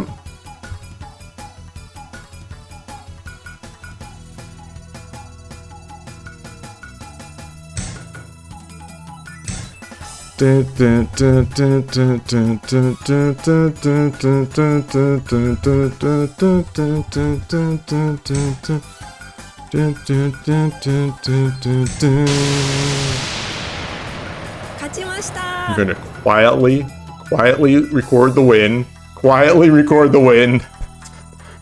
Quietly record the win and slink away. Boy, there's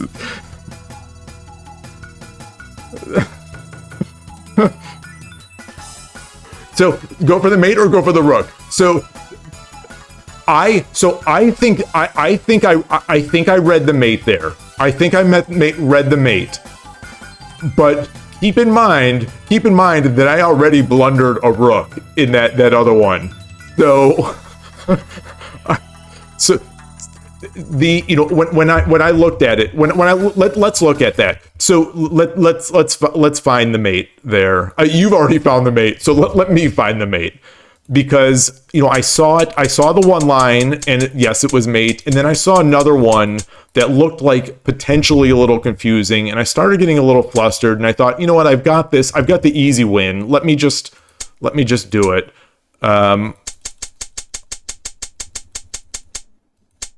Also, I should have done that with the other bishop so I wouldn't lose the gold. But anyway, wait. So where are we?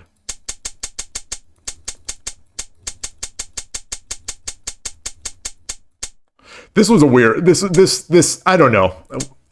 Okay, so we get this. Got that. So I mean, this was also something. So the goal, what I was looking at here was the bishop drop on 8-8. So if I okay, it's their move. So let's edit. If I do this, then I started thinking, okay, so he's got, I don't have pieces in hand. So if he runs, then then I'm like here, then take, or is there another way? Is there another? Let's put this back. I don't know how to move back in this UI. Actually, oh, that just takes me all the way back.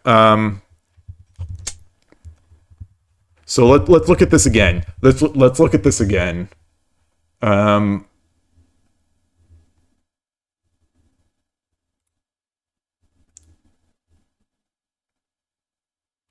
I think this if regardless that cuts it off, and it threatens to take that, and I don't lose it.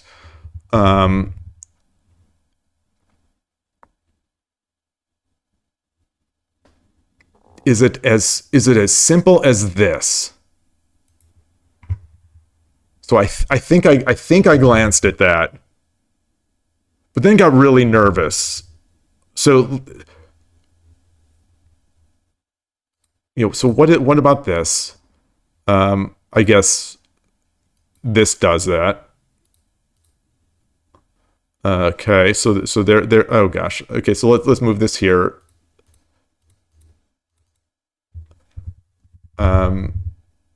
So wait, so he's not going to move. So oh wait, no, he has to move there. Oh no, or he can take. Okay, so he can take, and then that's mate. Yeah. So is that the line you're seeing?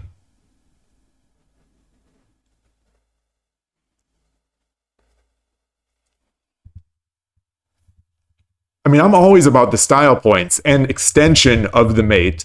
But what is the, what is it? Was 8-8 good enough? So let's put this here. King is here. I'm still up here.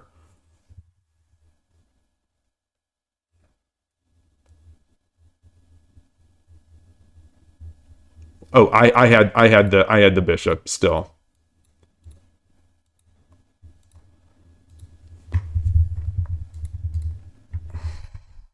Oh, yeah, of course. Of course.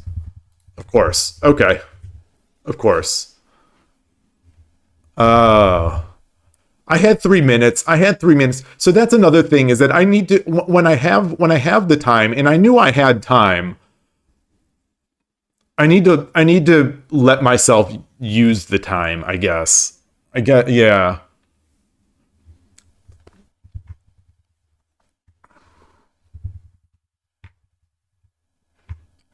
The all so Shogi explained is saying, at one point in this chat, I see all calculated exclamation. I don't know what point that's in reference to, but the answer is yes, it was all calculated. All calculated. The entire game. So I built this line. I built this line specifically for Central Rook, and it worked out. I remembered it all. All right. So that's good. That's fun. I wish I would have calculated better. Ignoring the style points of the dragon sack. The sack. I'll call it a sack. That's the thing. That's the thing. Over the board. You're gonna. The thing is, I'll be like sweating bullets. So like any style points that I might appear to get by virtue of the sacks and prolonged mates, will be lost, because I'll just be sitting there like sweating bullets, like shivering, like shaking, actually shivering. I'll be curious. I have no idea. I was going to look up today, actually, and I didn't. Hey Siri, what is the temperature in Los Angeles tomorrow? The high temperature tomorrow in Los Angeles, California will be okay, so the high is 66, which is kind of around what it is here, and that's cold to me. So that means we might indoors be kind of cold. Walking outside might be a little cold. So yeah, that'll be I guess maybe it always is in California, but it's always hoodie weather. So, I'll be having a hoodie, but I've got, this stinking circulation in my hands. My hands get so cold. So unless I have a coffee, Like, well, even if I have a coffee, my hands are going to be cold. So anyway, yeah. So I'll be shivering. I'll be shivering at this table, trying to make a mate. My hand will be shaking. And that's the thing too. That's the thing that bothers me over the board is that like a lot of times in like in the morning or when I'm cold, my hand will kind of be shivering because I don't know if it actually comes through in some of these videos when I say I'm shivering. I am literally shivering. It's just I'm I think there's my circulation has never been great in my hands. So like as someone who types a lot, as a programmer and user of computers, as almost everyone is now.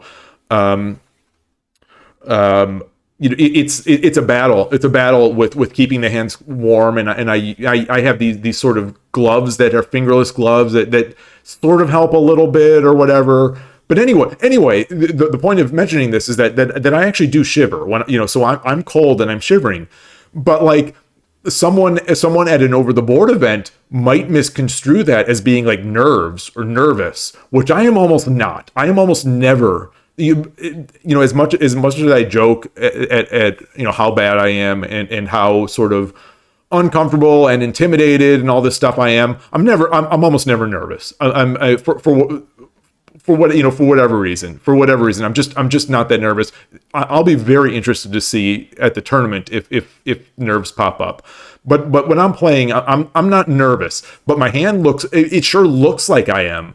Because my hand is kind of shivering, when it's cold or when it's not hot, I'm shivering, and it's like in Hikaru no Go when Tuya for the first time at the school tournament goes to open the go bowl, and the lid falls off because his hand is shaking as he's getting it. I was making the shake there, like that isn't how bad my hand is shaking right now.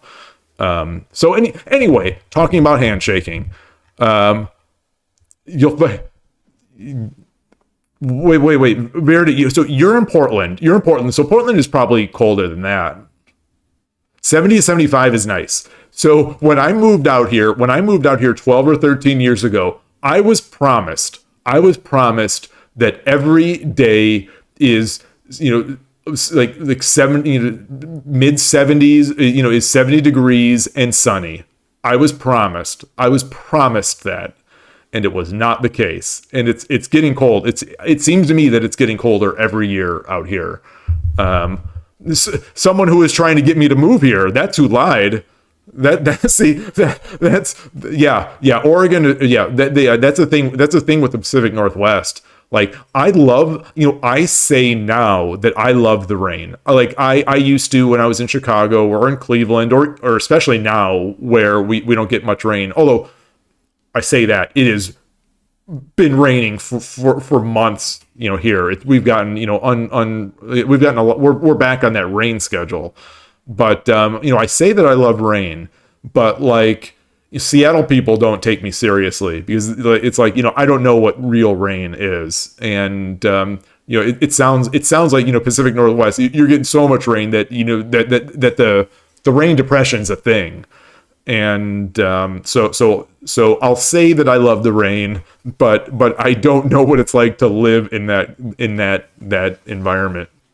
I imagine it would be pretty miserable, when you really want a nice day and it's just nonstop rain. That's how it's been here lately, where it's been very difficult to get a good day, in. That's my sister lived in Seattle, for a while there. She loved it, but yeah, the coffee there. Since I can make my own coffee, since I can make my own good coffee, I'm not as beholden to sort of the incredible shops of like Seattle. I still the shop in Seattle, Vivace. I when we were there last, we drank so much coffee there. I love it. I love coffee, love espresso, and Seattle's got it all over, or at least it did last time I was there. I don't know if things have changed, but that, and Vancouver as well. Vancouver was incredible in that regard, and I'm guessing they took a lot of that from Seattle. But I don't know. Yeah, Cafe Artigiano, for what it's worth, used to be. I mean, this is real old now. So I'm sure many more better places have cropped up since then. But Cafe Artigiano in Vancouver used to be peak latte, because they were one of the first and the best doing latte art. They were so good. Now almost everywhere does latte art. But anyway. That was game number 4. So sitting pretty right now, 3 wins and 1 loss. And let's get. Oh, I did the bad luck I didn't click yes straight on, and I went into analysis. But at least I didn't say no, because no means you don't want to win anymore. When you click no, that's saying no, I do not want to win. So I was doing latte art back. This is sort of around like the shogi days. This is 20 plus years ago. I was way into coffee when there was not much of a coffee culture in the U.S. At least there was David Schomer up in Seattle. Cafe Vivace or Cafe Vivace or Vivace. I don't remember the actual name. Sorry, David. But yeah, David Schomer up there, like leading the way, writing articles, and there was a website. I'm sure it's still there, but anyway, with forums, coffeegeek.com, and we just threw ideas around, and in practice, and people that ended up making big roasteries later were there learning to roast. Really cool time. It was a real cool time. It was real hard to find good equipment back in that day, and it was super expensive. I assume it's expensive because everything's expensive now, but I had this big 2-boiler machine, and oh my gosh, I went through so much milk trying to learn how to prepare milk. It's like learning this stuff from first principles, because there was not much instruction. There was no almost I don't even know if YouTube was around then, but if there was, there weren't the kind of coffee channels now. So it was like guess and check, or look to see how like David Schomer in text says he does it, or the description of the chemical process. It was crazy, but it was fun. So I have photos. I think one of the first photos I had gotten a couple like jugs of milk, and just tried to make just pour over and over and over. And I have these 9 cups on the counter. And I, took a photo, and I titled it, failure in 9 parts, opus 1 or something like that. It was fun times. It took me a long time to get good at it, and then it sort of went through it a little bit all over again when I was vegan and was trying to make nowadays, like oat is the big thing, but then the only alternative really was soy. So I was making using soy milk, and those are, you have to get the right. It's so dependent on the ingredient, even more so than the milk. But anyway, now we're talking about that. But yeah. I mean, I used to love that stuff. The stuff I think I've mentioned. When I get into something, if I enjoy it, I kind of get into it. I kind of really get into it, and yeah, it's fun. And so I don't even have, I still have my Rancilio Rocky, this old sort of Italian grinder from those days. I ended up trading my Expo Bar espresso machine for a bigger grinder, which I eventually traded for something else. but regardless, I haven't done espresso in a long time. So I got hit with the pour over. I got hit with the pour over thing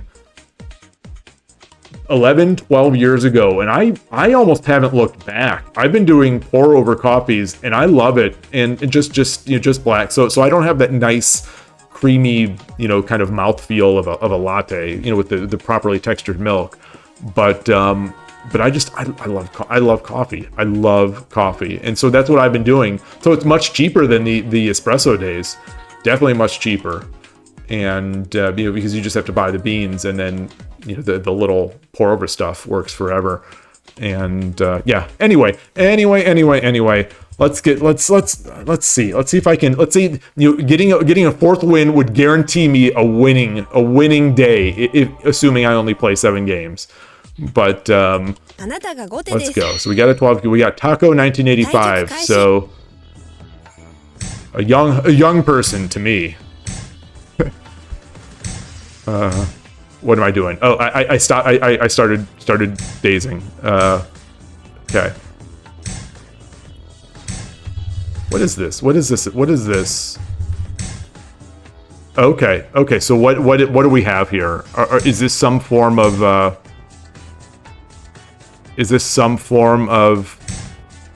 Urashino? No, it can't be, because these 2 pawns are I'm gonna make Onaguma because they're being slow. Okay.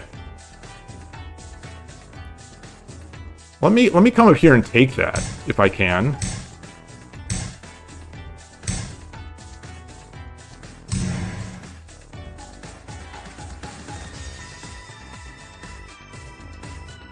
This is still just looking here.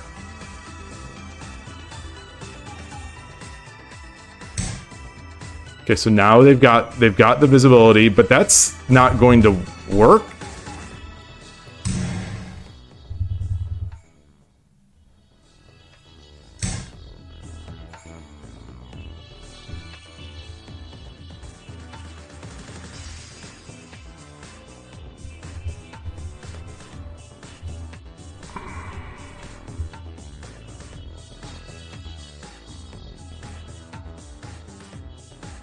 I guess it is. I guess that is. Interesting.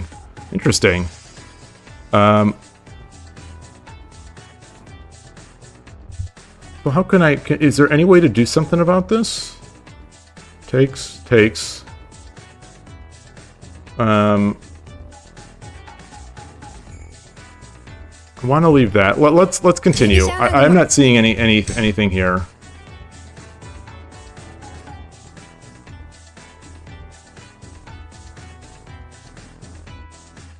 Boy, sweet.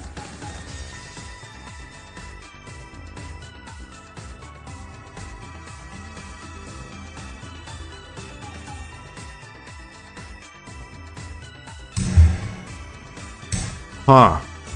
Whoa, boy.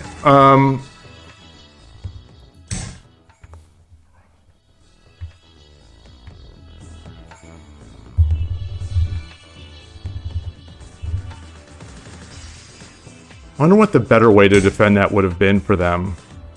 I'm not going to rush this. Pawn. No, let's just... Okay, so we got it.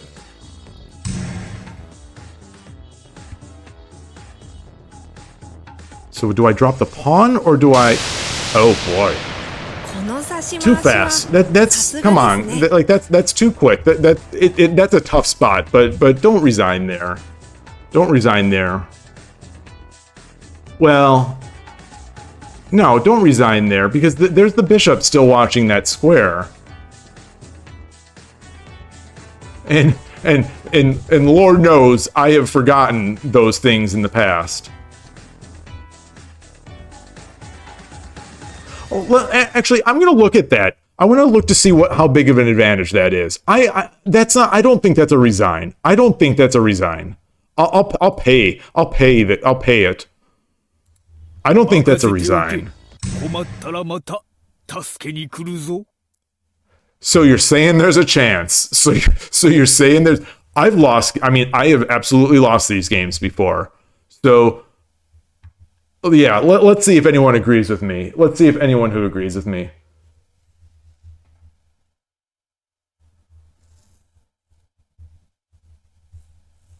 Hey, Transport, great to see you. Okay, so now we're back into the coffee talk. Yeah, Ornald, I guess you're right. I guess the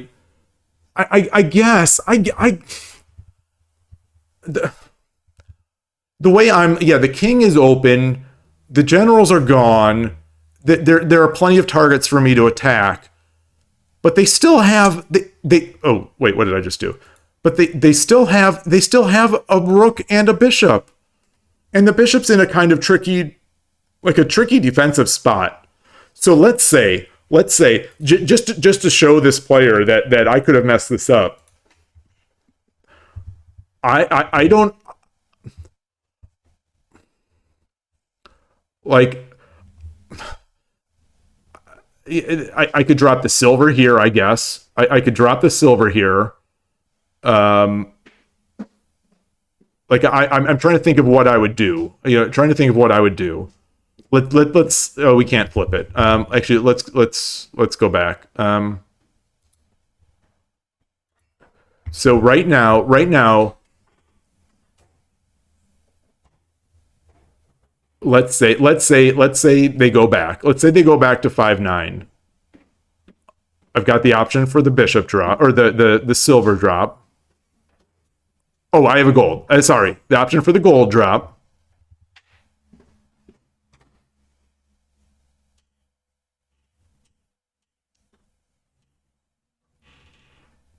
That's assuming the yeah.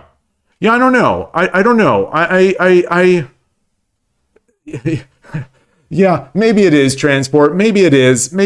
But I think this is sort of one of the things that's mildly frustrating to me, is that I could use this practice.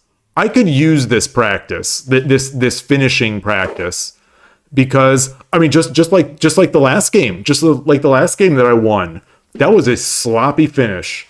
That was a very sloppy finish, and for all I know, I didn't stick it into the Kishin.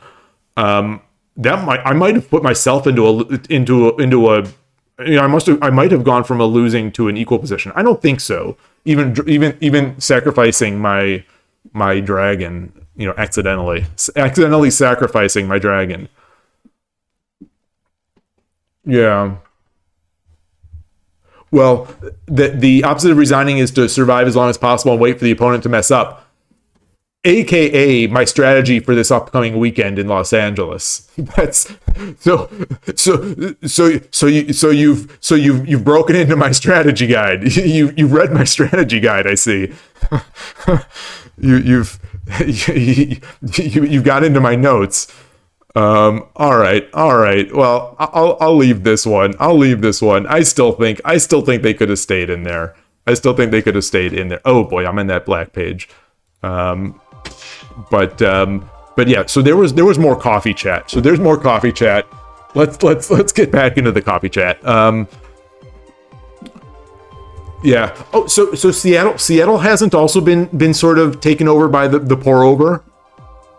Because I remember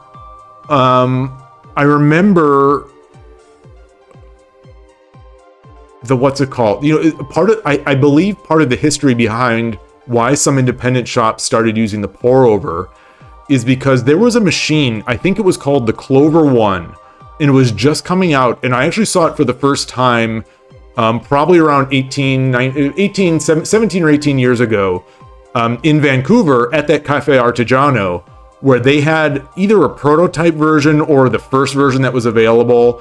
So they had this Clover One that basically automatically did what is effectively a pour over. And I think Starbucks bought out Clover and I think basically killed it off, because I don't think they use it in many of their stores. They have some of those like Starbucks Reserve where they might use that, for all I know. I think actually I think they do. But anyway, so they bought that out. So that tech kind of died, and the patents and everything along with it.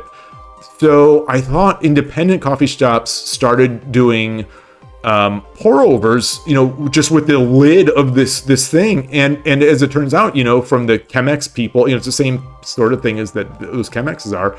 It makes a great cup of coffee, especially when compared to traditional drip or some of the other methods. But it's absolutely, if you're looking for espresso or latte, it is absolutely not that. So those will never go away, and hopefully they won't. But it seemed like pour over was sort of not taking over, but certainly getting its foot it's everywhere here. It's everywhere in the Bay Area. And I know the Bay Area is not like a hotbed of coffee culture. You know, when I moved out here, I think Chicago had a better coffee culture. Chicago had Intelligentsia, which was, I don't know if they still are, one of the best roasters, and one of the early places after Schomer to get into espresso and espresso training and latte art and roasting and awesome. I used to use their beans forever. The Black Cat espresso was awesome, and anyway, yeah. So that Clover came over, and these independent shops started doing pour over, and it's so cheap, and it's so easy, and it's so good. Like even once you learn some consistency and some measurements, it's fantastic. It's pretty hard to mess up, and it is slower than the traditional jug, the drip, where because you still need to have someone pouring the water and timing it and all that kind of stuff. So 3 to 5 minutes to make one, at least. And so anyway, but I'm surprised that Seattle hasn't gotten that. But I guess if Seattle is so heavy still into espresso, it makes sense. You get what you get what you like. And when something is that good, it's hard to get away from it. I think one of the nice things about pour over for me is that unlike espresso, you can make an Americano, but like sometimes I want a full cupped drink, like a full size that I could just sort of savor and enjoy over. I drink too quickly, but like, let's say you can savor this over 15 minutes or half an hour, just like when I'm playing shogi. I love to have that cup of coffee in my hand and just sort of nurse it through the opening and middle game, and then it'll be gone by then. But it'll have gotten me through that opening, and I really enjoy it. Whereas a latte, I don't want to do just because I avoid the calories of the milk, the calories and the sugar, in milk. So I mostly stay away from that where I can, and I like black. I like black coffee. So it's this real nice thing. I was gonna say this nice upper version of drip, but I also love really properly prepared drip. Like a good drip is also awesome to me. So like I love coffee. I just love coffee, unless it's old and stale and pre-ground or all this sorts of stuff. Although even some of the pre-ground I can deal with, and like I'll find enjoyment in the warm cup. But yeah, let's see. And I don't know if I've already read this. In my mind, I already read this, so I don't know if I read it out loud. So I apologize if I'm repeating. But you say that you've met people who moved here specifically for the coffee, and I 100% believe it. I 100% believe it, because like some of these things, just like shogi or just like anything that you like it becomes a part of your life, and it'd be hard. Like if someone said to me you could never have coffee again. And that may happen, for all I know. The doctor one of these days is going to say, oh, your heart or whatever doesn't like this coffee, and I think it'll be one of those, okay, and then I'll probably still drink it. I imagine it's like a smoker. I've never smoked or anything like that. Maybe it's not. Maybe it's not fair, because there's the addictive substance, in cigarettes, whereas coffee is I don't. Is it addictive?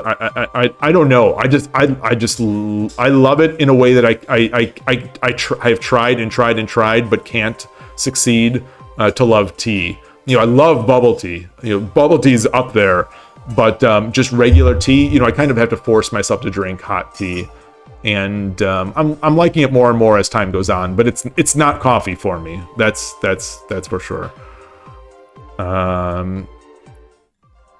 Okay, so if you beat me by getting a winning position, then blundering everything away until you just barely win, I'm gonna go full tilt. That would be so. Like, rest assured. If you see, so I won't. I wouldn't be able to do that against you. But let's say I'm playing a beginner. And I blunder away my pieces and just barely win. please, please, please do not think I'm slow rolling or do not think that I'm, taunting or whatever bad thing that you would think. I am like I despite some of these games that I play, over the board and online, where I draw out these victories. So as far as they go, I'm pulling that line as far as it'll go, and sometimes it snaps and I lose the game. But like, it is not intentional. I am trying to win these games as quickly as I can. I think actually that's part of the problem. I know that is part of the problem. That I sense correctly that I am way ahead. I have a completely winning position and cannot lose without catastrophic failures. So I'm in that position, and then I rush, and then I just rush, and then just because you have a winning position doesn't mean it won't take 20 moves to see through or more. Like I said, that game today where Dick Brazil was defending, like I couldn't believe this defense that he was putting up was crazy. This is a showdown on 81 Dojo, playing a 2 or 3Q. Actually, I think he was playing a 3Q at the time. And this 3Q I was gonna say made a good attack. I think Dick Brazil also messed up early on. But regardless, defended like crazy for, I don't know, 50 plus moves. It was, I don't know how his opponent didn't just crack. It's so hard to play against a player like that. It's like punching a brick wall. There's some damage to that wall, but it sure doesn't look like it. So you've countless coffee shops there. Sure, someone's got to be doing it, especially if they're a little tight on money. But yeah, espresso is just where it's at over there. It's so nice to just be able to go anywhere and get good espresso, good/great espresso. Yeah, Viridin hears me on that. Yeah, they're so good, but that's the thing, is that I have no control. So if I have one of these drinks, I'll want to have 3 or 4 of these drinks. And so, one latte is basically like 3 lattes or something, to that effect. So, these mornings at the coffee shop when we're playing in the East Bay, where we're playing Shogi, I'll pretty regularly go through 3 of these cups of coffee, and it's just black coffee. So there's really no calorie, but it's a lot of coffee. It's a lot of coffee, and I'm going to the restroom in between each game. So Ornolf, I think you're right. I don't know why for some reason the fact is not in my mind. Maybe it's because I try to not believe it. Have I had it with full leaves? Yes. So I make it. I select and buy my own. I say I don't like tea, but I sort of get into that process of selecting the leaves and the types and all that kind of stuff as well. And I get into that. It's just that I don't enjoy the result as much as I enjoy coffee. But so I do that. I've got the I guess at this point, you've gone through a couple different devices for tea. I think the one I go through now it's called a tea sack. It's like that. They're disposable paper like sack. You put your leaves in. You put your whole leaves in, and it's a little easier on the cleanup rather than having the metal strainer or the plastic strainer. Like, I've had a bunch of devices, and yeah. That said, I've seen some of the bubble tea shops around here they make their tea in basically an espresso machine. It's branded as tea stuff. So I don't know if this stuff is coming from like Taiwan, where all the bubble tea craze started and remains. But like they have these espresso like machines to make the tea.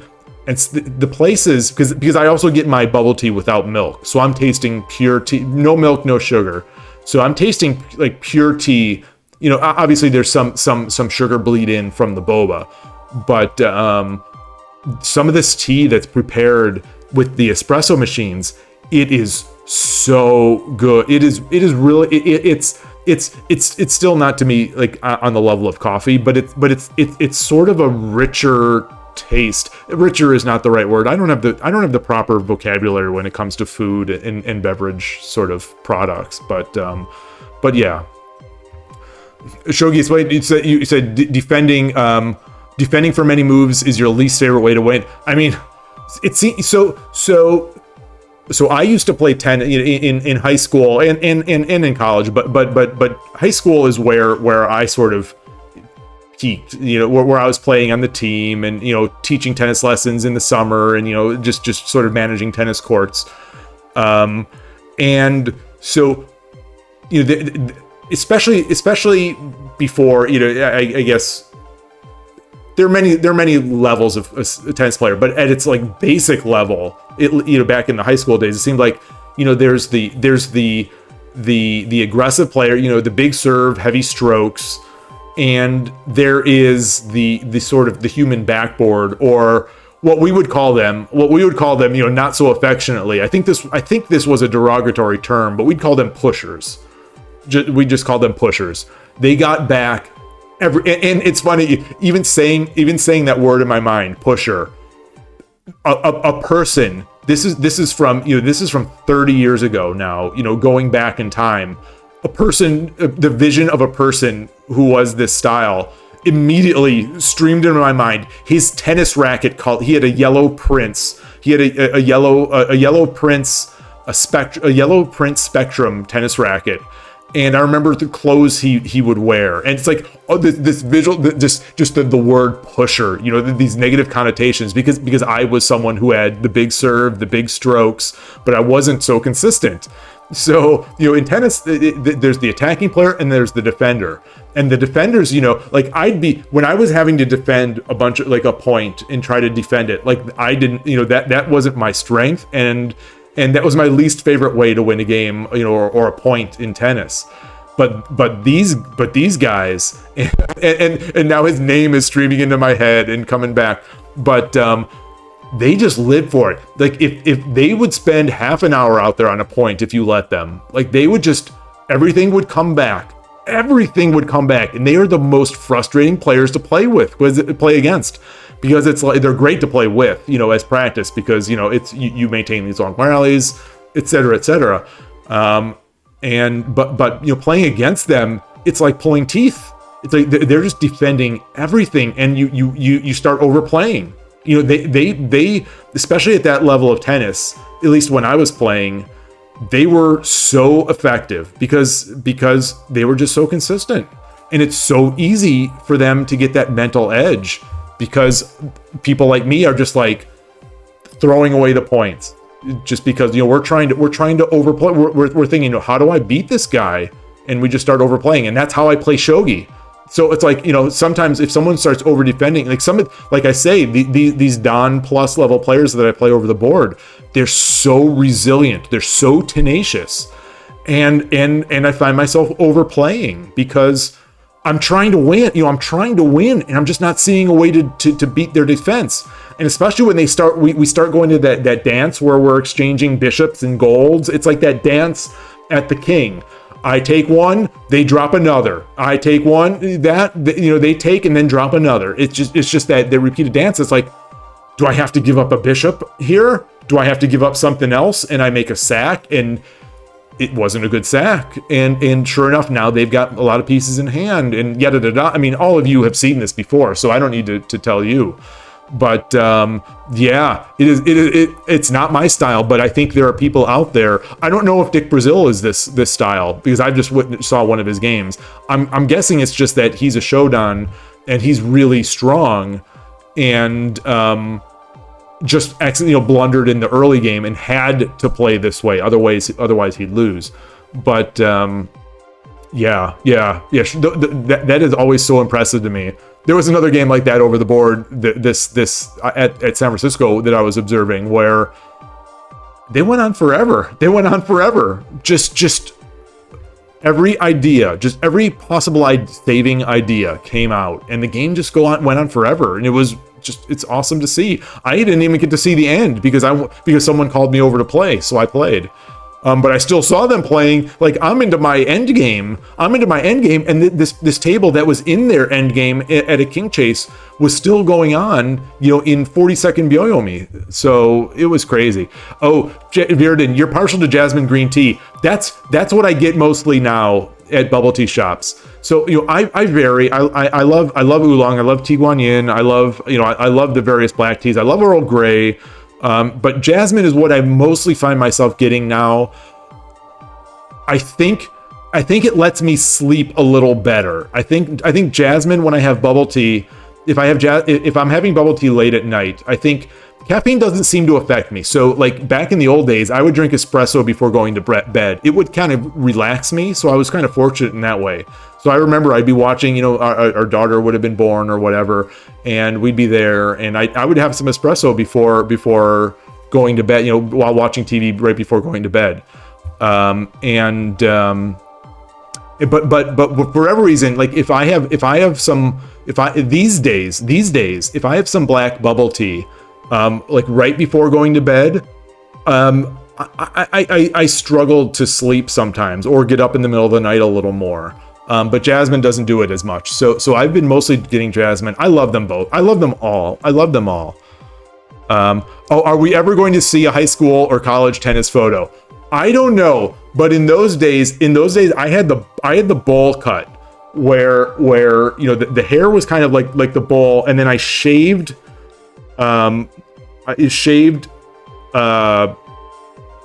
like sort of shaved the bowl. Like that. This is really going back in time. I think I used to cut my own hair. I mean, I still do, because now it's easy. The cleanup is the hardest part. Every week I just buzz it off. What's left of it. And I had a receipt. Now we're way off topic. But when I was like 17, 18, getting into the college years, I started receding. I started receding hairline, and wait, no, this is older. This is 20. This is around 1920. But anyway, yeah, I started getting that. So I just started shaving my head at that. So I've been shaving my head forever. But I mean, I don't want to go too far with people. I don't want to bore people. But like, it's funny because in those days, everyone was more professional. When you go to work, I remember being seriously concerned. Like, is anyone going to hire me if my head is sort of shaved, is shaved? Like, are people going to think terribly of me? That was extreme back in those days.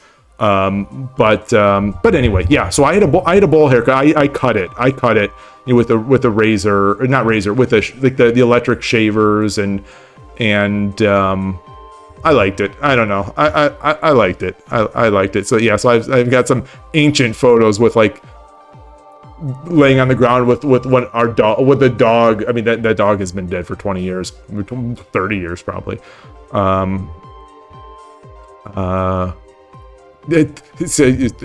you must. It's the time. The time hits you. The time goes. The time hits you. So yeah, imagine. Yeah, maybe it was 25 years ago. But anyway, the point remains. It was a long time. Poor TZ getting roasted. No, yeah. There's no roasting TZ. The only person I'll allow getting roasted in my chat is me. No.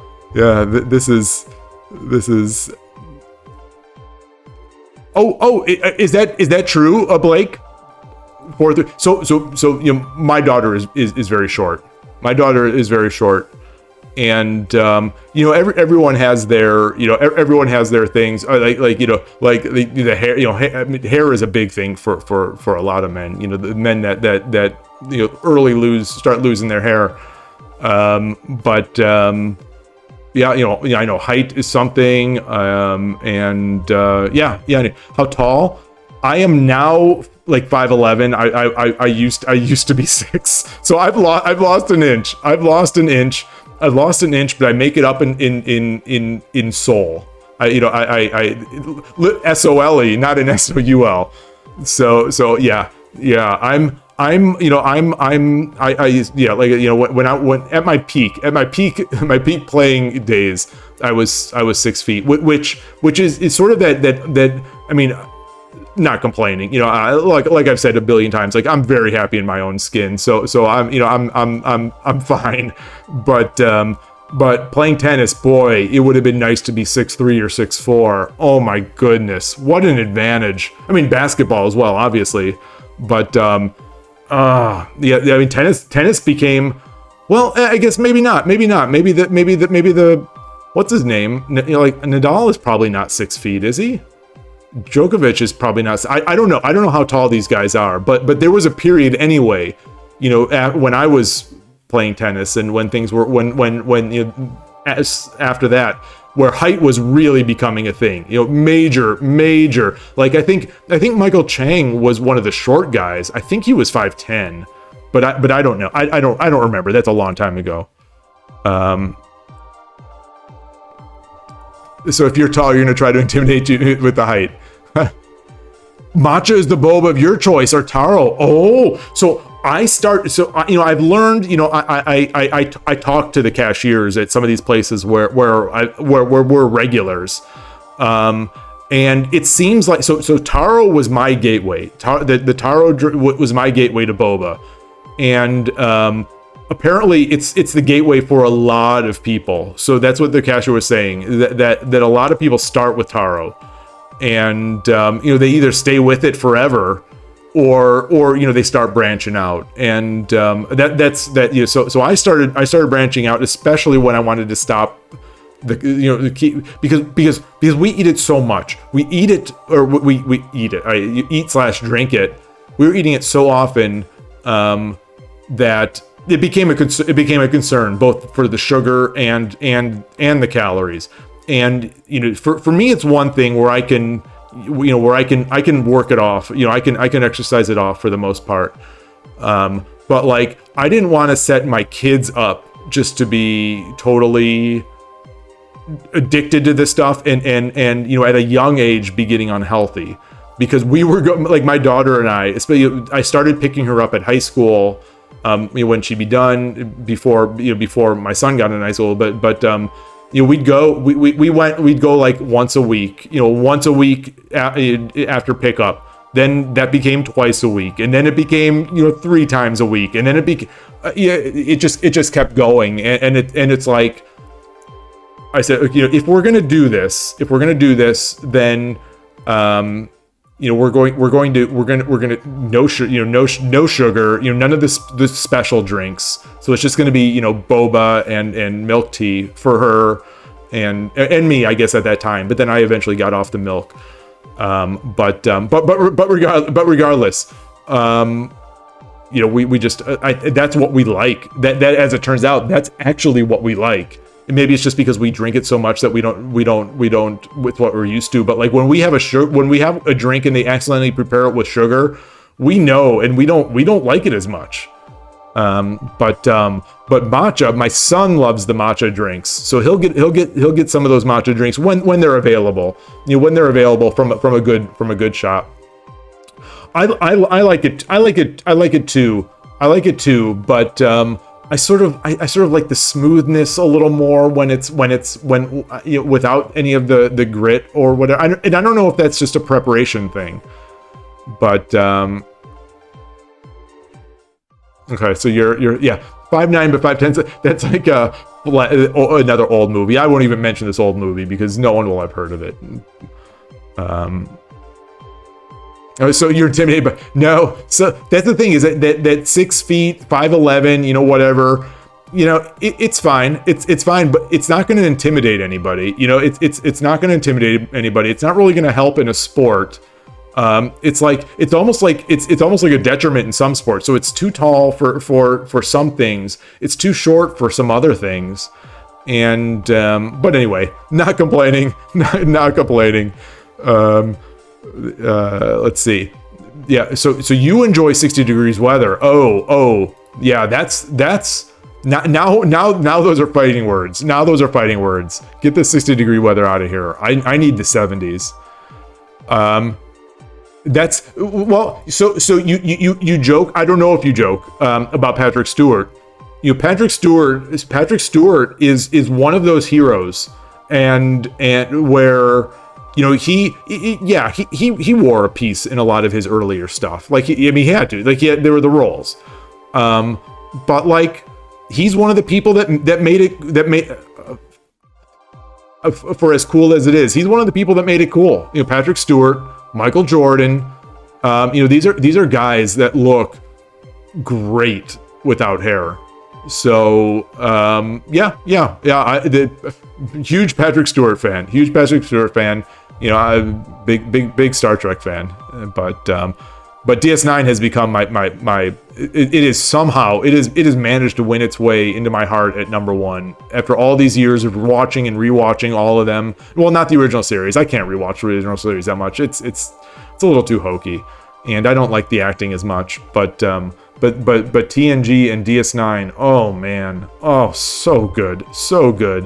Why are they? I mean, I mean, it's too late now because, you know, some of the people are dead and the others are just too old. But like, gosh, DS9 movies would have been heaven. Nice Airs Reverse. I spent there's truth to that. I mean, I would love to have the option. So it'd be nice to have the option of having long flowing locks that I just shave off and could grow back if I felt like it. That would be a nice option. But either way, the preparation, you know, the lack of preparation that someone has to do if they have a shaved head is it's awesome. Like a shower is so fast, you know, it showers so fast, and drying up is so fast, and there's, you know, no blow dryer or anything like that. So yeah, your mentality is 6'10".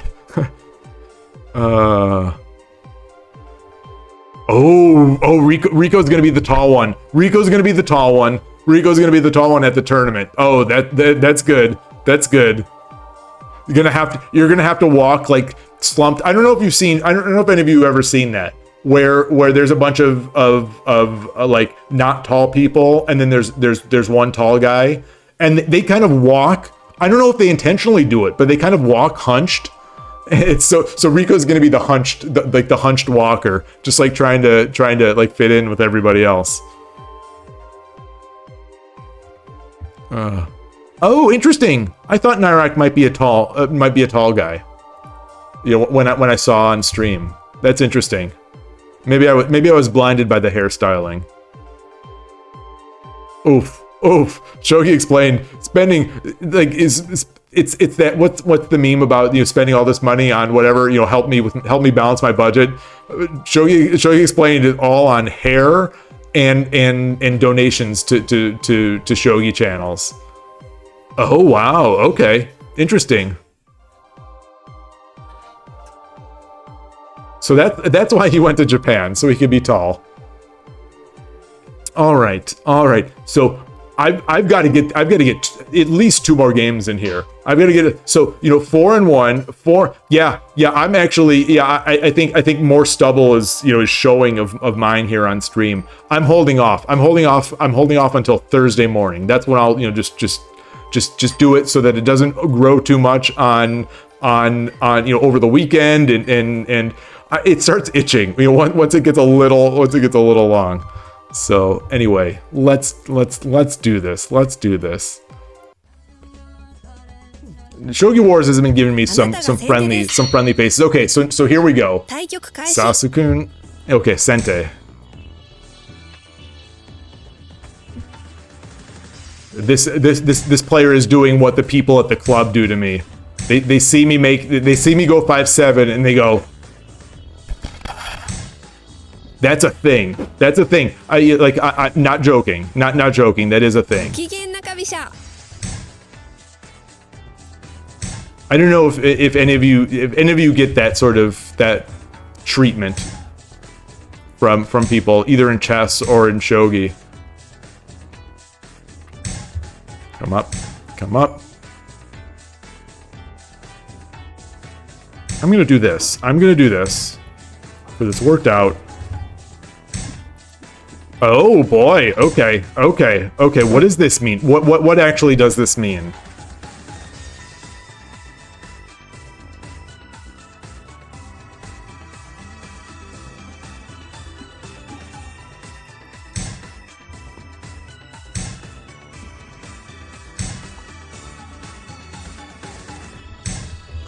Oh, see, Quick Ishida, that's my most prepped line. That's my most prepped line, so I'm fine with that. Okay, so they came up. They came up. The idea here. So I'm playing, inventing inventing shogi lines by first principles. The idea is to push this up so that I take, he takes, and then he gets the drop and starts making his way in, I suppose. But the thing is, if this is the same as the other, if this is the same as bogey in preparation where the king is over here, I don't want the silver to get in this fifth row.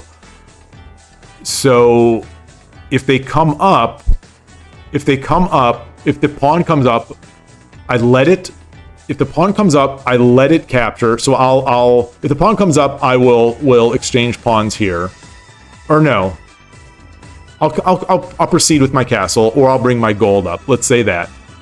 And then he does that, and then I wait, takes, I take with the bishop. No, because then that comes. So I take with the no, because that comes up.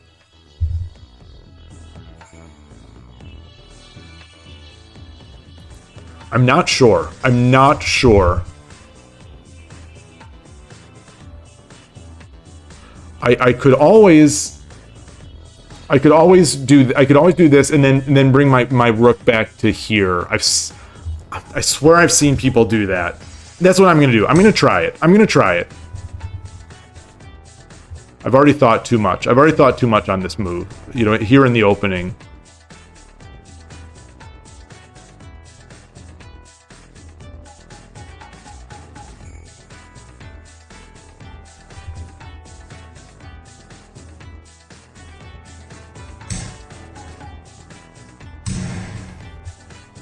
I do have this. I always have this option. I don't love that. I don't love it. I don't like having my rook off of that fifth file, but I guess they have a castle. They have a bow castle, which for me is a losing castle.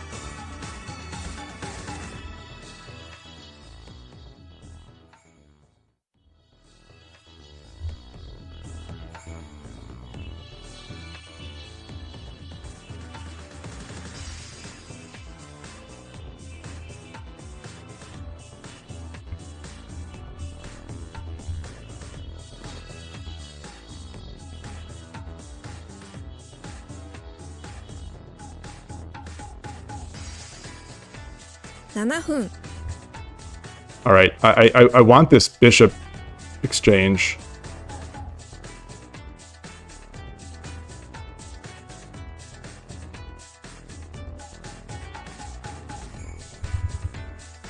If I do this and he takes with the silver, can I just come up here? I don't like that. I don't.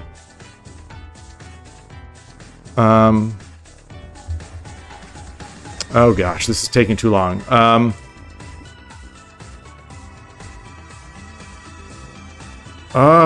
Boy. All right, I'm just gonna do it. I'm gonna do it. I'm gonna do it.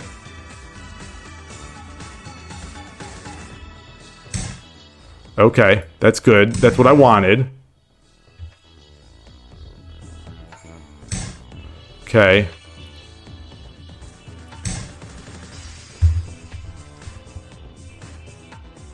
think I gave too much. Think I gave too much.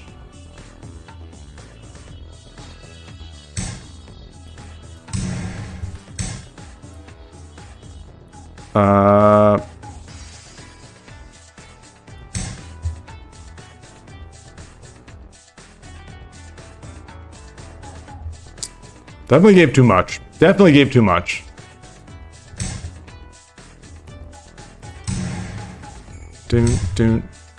Let's resign. Let's resign. Let's get out of that one. Let's get out of that one. Let's get out of that one. I had the idea. I didn't have the vision. I didn't have the vision. That one I will review tomorrow. That one I will review tomorrow off the stream. That one I will review tomorrow off stream. Go right into another one. That's just one of those games. I wish they would have kept that other music. I wish they would have kept that other music. All right, maybe this music's all right too.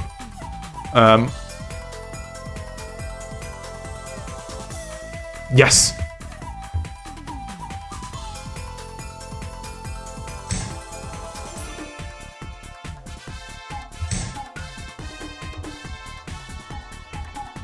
I'm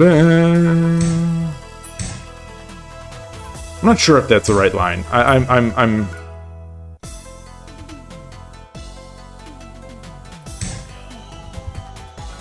I've got to review these lines again. Why do I forget them online? Okay. Okay, we're doing it. We're doing it.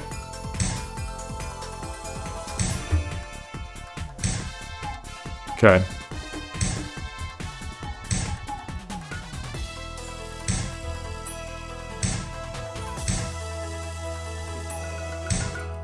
Don't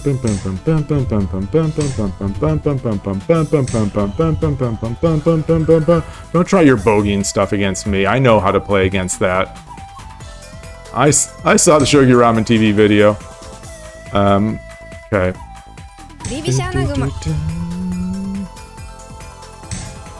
Okay. So I think is the answer to this to bring the rook over?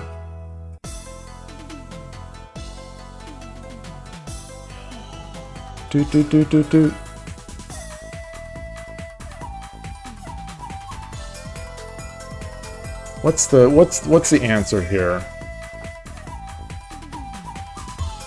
That's a good one. That's a good one.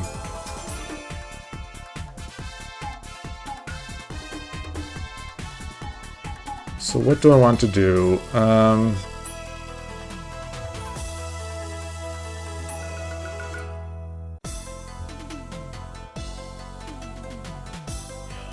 if he takes, so if I come over here, he takes, I move back. Then he backs it with that.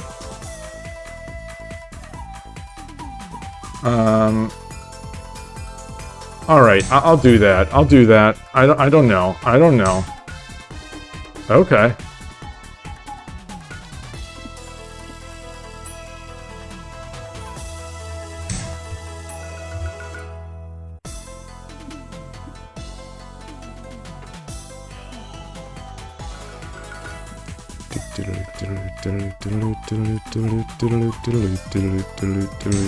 Oh, look at that.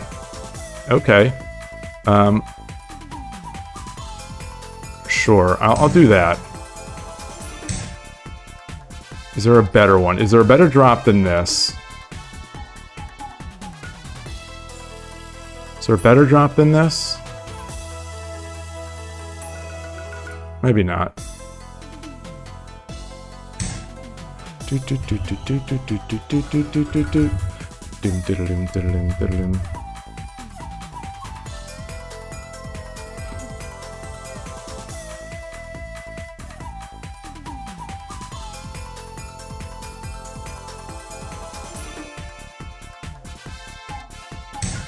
Okay.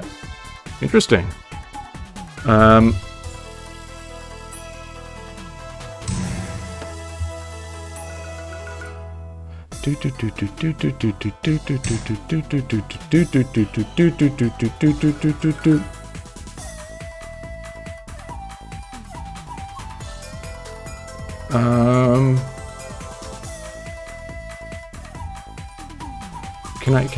Can I drop? So if I drop here, yeah, nothing is gonna. Let's do this.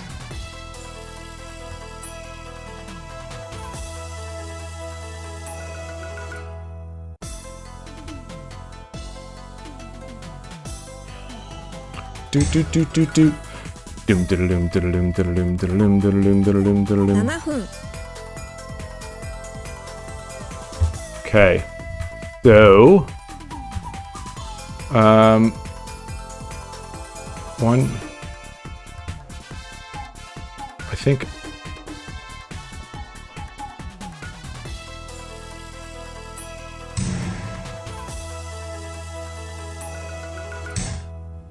now if I do this, there's no real drop points.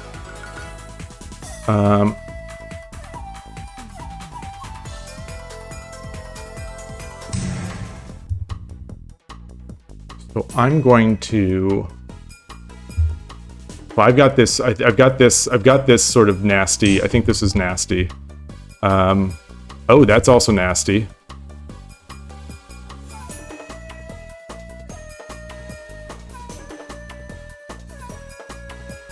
I want this. I want this.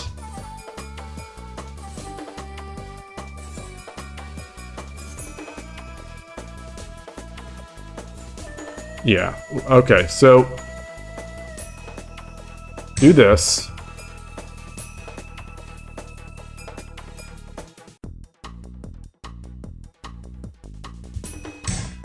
Okay.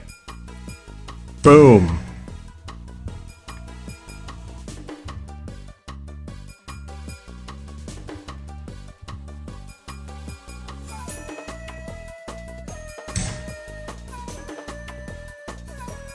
So how can I take advantage of this here?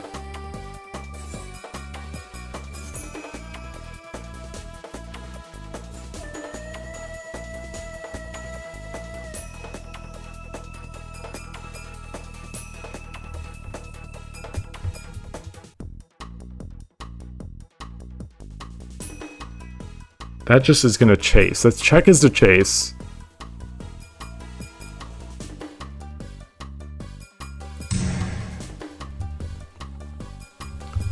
Do-do. Do-do. Do. Do-do. So watch out for this. This. Do do do do do do do do. Okay. Okay. So we have this. Wonder.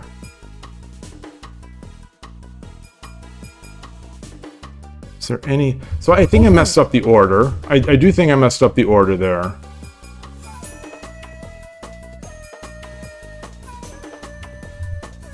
Let's see. Let's see.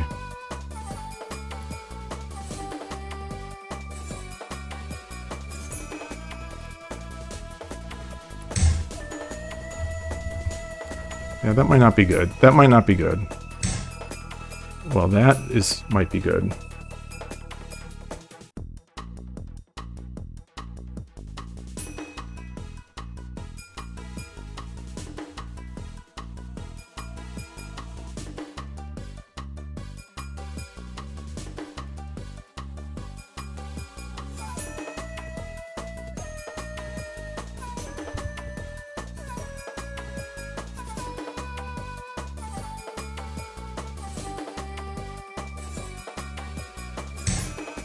That seems a weird one. That seems a weird one, but whatever. All right. I'm gonna drop a pawn back here.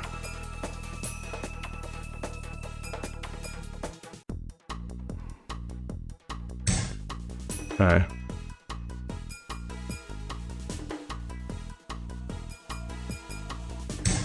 底歩 Sokohu.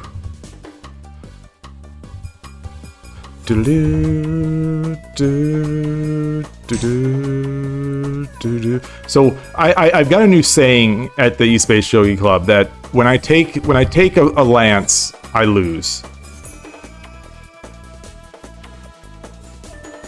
I'm down in time. I am down on time. So this game that started out that I was convinced I had dominant, just dominating, is not quite going the same. So how can I do something here? Let's see. That's nice. That is sort of nice.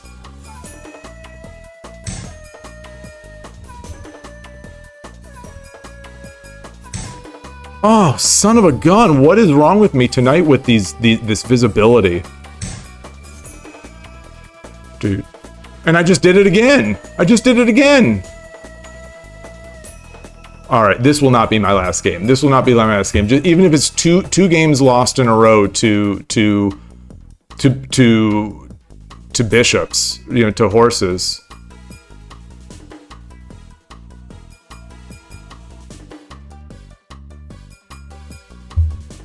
Wow, it started out so strong. Okay.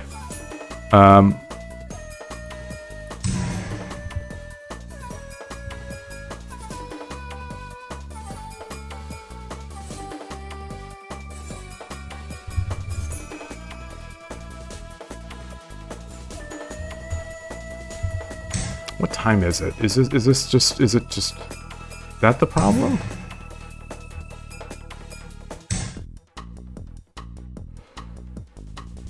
Doot doot doot doot doot doot doot doot doot doot. I can check and chase here.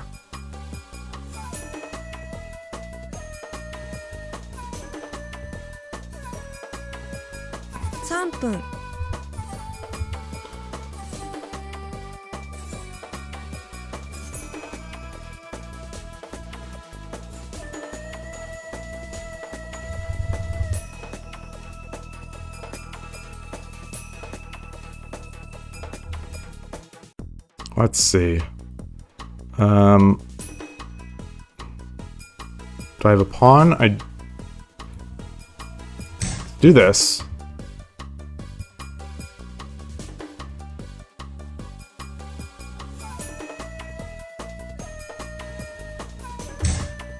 Okay. 2分30 Get 秒 this.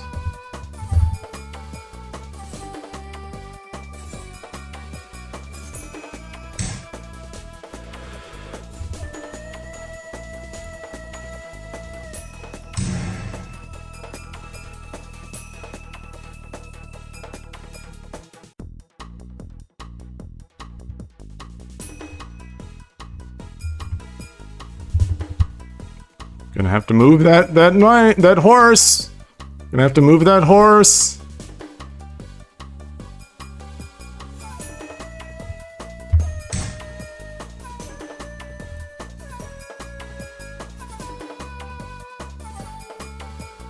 Let's see. Let's see.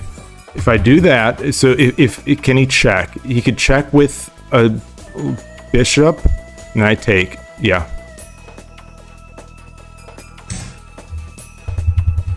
Do.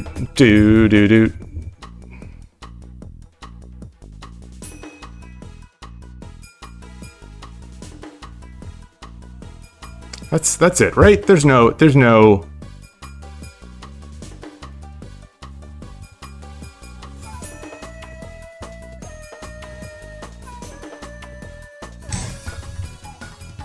Oh.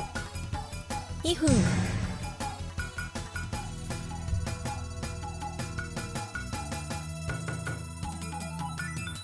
Am I just completely blind to these?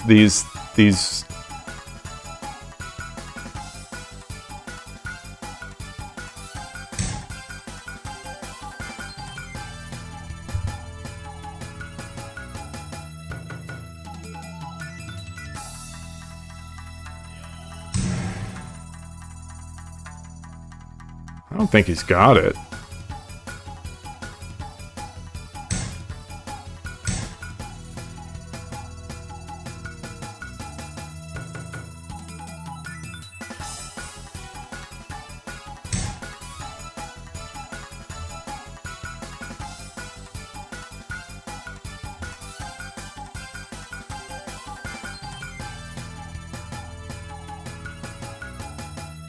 Wait, where? Yeah, I don't think he's got it.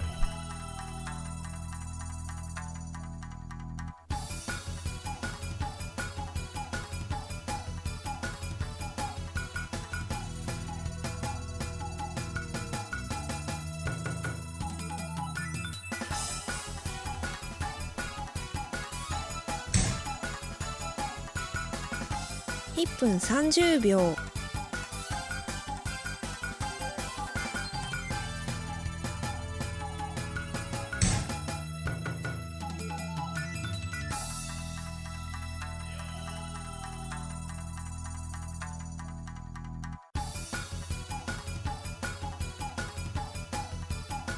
122. Yeah. Sorry for leading in so close. I don't think he's got it. I think they had it. I definitely think they had it. You know, when I blundered away.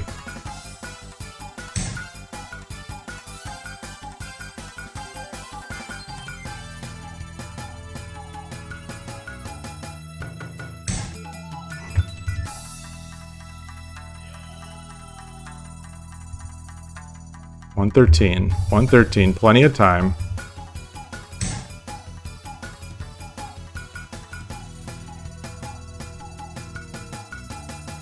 Oh,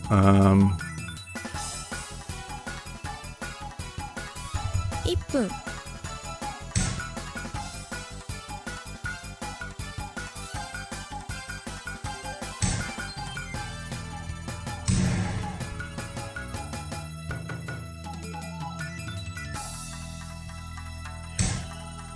Oh, you gotta be kidding me. You got to be kidding me. Oh boy.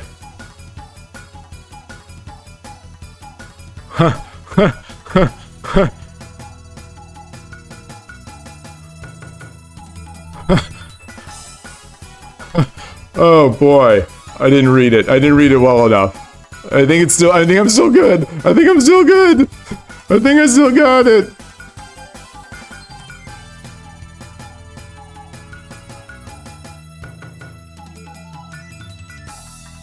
I think I still got it. Voice cracking. Boy.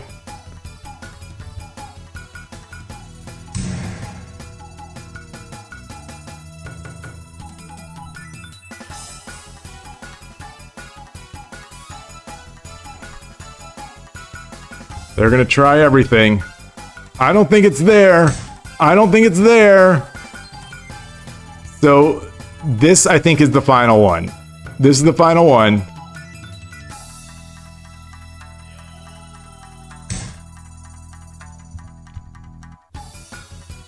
Oh, no, it's not. Yeah, it is.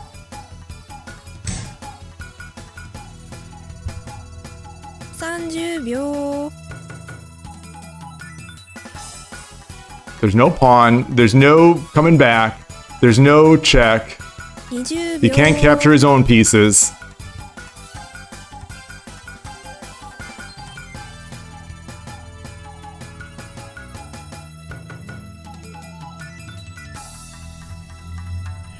"20 seconds. Valiant effort. Valiant effort. I've got to give him credit. Watch them still beat me. Watch them still beat me. But... okay, so now they're going for the time.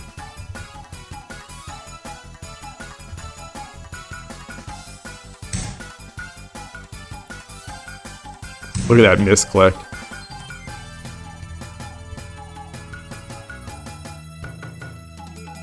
Alright, so now this guy's semi-raging, you know, kind of being a jerk.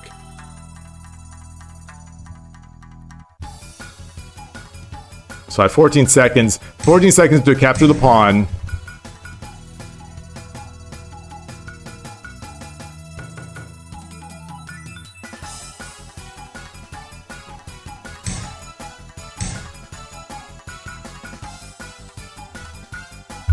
"12 seconds to place this move on the board." Oh gosh. 10秒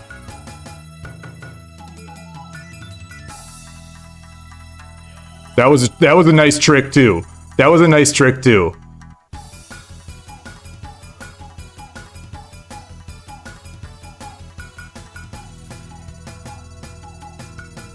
9 seconds to make 2 moves.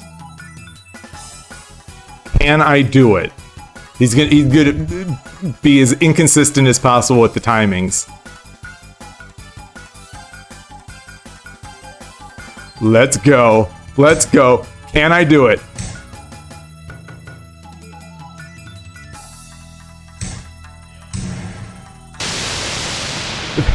Did anyone else notice how long it took Shogi Wars to register that checkmate?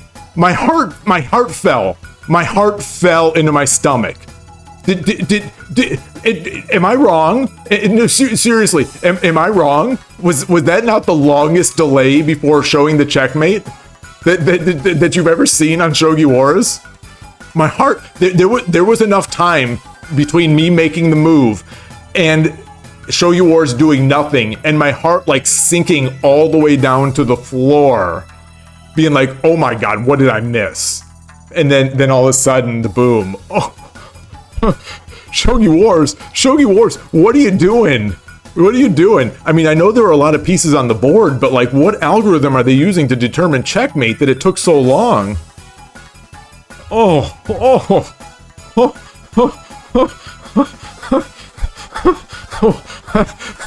I gotta catch my breath.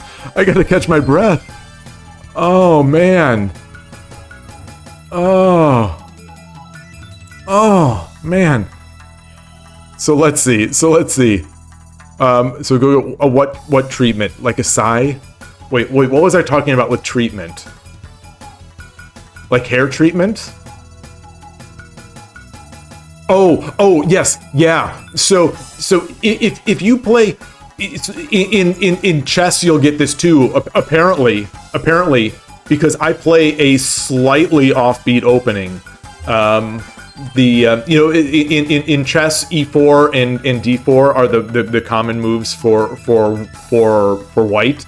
I typically now play knight f3, which leads into basically a lot of the same stuff. But because I've adopted my chess game to sort of match my shogi, and then I play except for Scandinavian, I play King's Indian, so that I get those diagonals, I get those bishop diagonals like shogi. It's so I have like that tie into shogi. But anyway, so sometimes like playing knight f3, they'll be like, it's like, sorry, like sorry, but I get that more in shogi. I get that more in shogi now, where I play, so if I'm sente, actually, it doesn't matter. It doesn't matter if I'm sente or gote, but I play knight or not knight. I play, pawn f7, or I play pawn f3 as gote, and they're like, some people, some give some commentary like, I knew you were gonna do that. It's like, yeah, I know. It's what I play. Like, it's sorry, it's my line. But like, yeah, some people don't seem to like it, and they're off their game almost immediately. It's really weird. That was never my intent. That was never my intent when picking Central Rook. But now that I know that some people like get flustered by it. I mean, I get flustered by it when the opponent does it to me. But like, now that I know, I'm sort of glad that I use it. At least if I don't have a skill edge, I'll have some sort of little mini mind edge. But anyway, before we talk about that, so that was at the beginning of the chat. Okay. So yeah, let's see. So Rico was saying that sigh loudly if your opponent was doing quick Ishida. So I mean, so now like that is one of my main lines that I know really well, because I play not necessarily quick. I'm not sure. Quick Ishida defined by the early 2 pawn pushes, then followed by the rook swinging over to the third file? Is that the definition of quick Ishida, or does it entail some sort of subsequent like night jump or whatnot, because I'm familiar. The player I play at East Bay, he plays third file, and I've gotten all, we've gone through all variants of these openings to the point where each of us has sort of experimented a little bit with other things. Like at this point, when I'm Gote, I mostly play opposing rook against his third file now. I've played static a couple times, and they turned out, but I mostly go opposing now. Yeah. So that's it, and so I'm really comfortable with it. I mean, he beats me all the time, but he beats me, I think, because he's a better player, not necessarily because of the opening.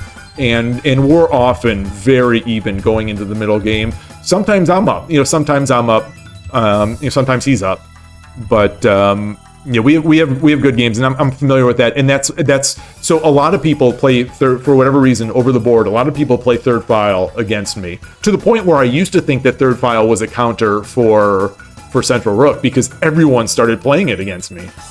And so I'm used to it. But there's always those different approaches that catch me off guard. Like the very fast night attack still gives me a little bit of some fits. Not as much as it used to, but just because I had never seen it for the first couple times really, and just didn't know what to do. And I always, especially in the early days, I always used to underestimate the sort of ferocity of an early night jump. I kind of poo-pooed it as like, there's the proverb, quick night jump, gets a pawn on the head, or so I was always kind of poo-pooing it. And maybe you should poo-poo it, but I didn't have the skill to sort of what's the word, people refute it. I didn't have the skills to refute it, or the knowledge. And so the worst loss of my shogi life, the one that lasted with me for an entire week, and I lost sleep over, was basically losing to a beginning player who did a very fast, like a quick Ishida with a very fast, followed by a very fast night jump. And I misestimated, and I just kind of like went on with my business, and then even at the end game, I thought, okay, well, they're new, they're still gonna blow, there's still mistakes to be made, and they didn't really make mistakes, and I didn't really make it tricky enough, I guess. But like that the bar none the worst loss of my life. The one I still sort of feel slightly wounded by it, even though I've kind of, I've gotten my revenge, on that player, but rough. So I don't, might run against Rico. Yeah, I don't. The thing is, I might win as far as I am going into this tournament. I might win against anybody. Like I might win against anybody. I probably will lose to everybody, but I might win against anybody. That's what I'm thinking. Like I have been so close to beating 2 and 3 Dan level players, on multiple occasions where I just failed to convert. I just failed to convert a game that should have been eminently convertible for me, at my skill level at that time. And I like to think I'm a little better now, but it can happen. I think any given day, and especially, with Nifu and clocks in play, anything can happen. So we'll see. Like that's the thing, that I'm at least familiar enough with my own ability that no victories will go to my head. That's the one thing. It's the one thing I have, the saving grace for any of this, that if I ever do beat a better player than me, that it won't go to my head, because I'll know I didn't deserve it.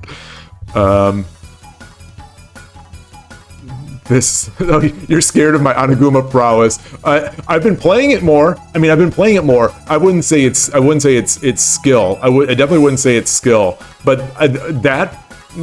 no, I don't want to put it on this, because I still think the opponent might have had some better attack in this game, but that Age video, video that video that you had suggested. Woo, big help, big like in this game. I used it, seeing that there was no pattern that I recalled from that video that the opponent had that could beat me in 2 moves, and maybe I missed something. Almost certainly I missed something. But regardless, I was using those patterns I saw in that video, and I didn't see the opponent had that pattern. Especially once I blocked off their dragon with that pawn. What is that called? What did Eriko call that pawn drop? The pawn drop under the gold. I don't know. I don't know what the I don't know what that's called. Oh, actually, as I'm saying that, I see that Shogi Explained said new Gyoku deflects on opponent. I don't think that's it. I don't think that's it, because the Gyoku's not a foo. The Ginyu Force. I don't know the Ginyu Force. Is that that's Dragon Ball, because I played the fighting game. I like fighting games, or at least used to. I played a lot of Dragon Ball Fighters, that 3 member team game, really good. They were being a jerk 10 moves ago. It's been clear. Okay. Well, I want to give them the benefit of the doubt, and I know, like I say, like if I can't read the mate, or if I can't read the lack of mate, then I'll keep playing. I'll keep playing, and I thought some of those attempts, like that last attempt, with the horse take, that one briefly scared me. That one definitely briefly scared me, because I hadn't seen it these past 2 games. So I am so blind to the horse/bishop moves. Actually, it was just horse moves. They weren't bishops, I think. That's concerning. That's real concerning. That's actually mildly nerve-wracking. And Viridin saying the stress that I was going to time out. I definitely was stressed. But I saw that I had the time. I knew it was only it was only a move. I thought it was only a move. I didn't see that final defensive move that would make it. That night drop was a nice try. That night drop was definitely a nice try, because it made me have to think. It made me have to think. Actually, that made me have to make 3 moves instead of 1 move. I thought it was mate on my next move, but I had to reestablish the Hishi by dropping the gold. Dropping the gold below.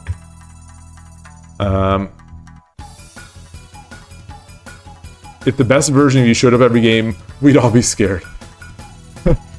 Yeah, this off stream, definitely better. Those weekly games, I did. Unfortunately today I didn't get one. But the last 3 weeks or so that I played off stream on 81 Dojo, I ranked up. I ranked up, and I've been winning games, and a couple of them convincing wins. And one of them, the loss against the Tudon. That loss against the Tudon, I had a huge advantage, and they're so tricky, they're so resourceful, and I just asked questions, and I answered wrongly, and they came back, and it was an awesome game. But I'm definitely playing better. I've estimated 100 to 150 rating points better off stream. I don't know. I don't know, but the over the board games, I definitely I will say the over the board games at East Bay and San Francisco, I play better than my 81 Dojo off stream games, which I play better than. There's the tier list, the over the board East Bay, over the board San Francisco, off stream 81 Dojo, on stream timed, on stream Shogi Wars, and then probably at the bottom Tuesday night over the board. I'm just, for whatever reason, I'm speechless. I have no words for how bad I am on Tuesday nights over the board. I have so many speculative reasons in my head as to why it might be, but I don't know.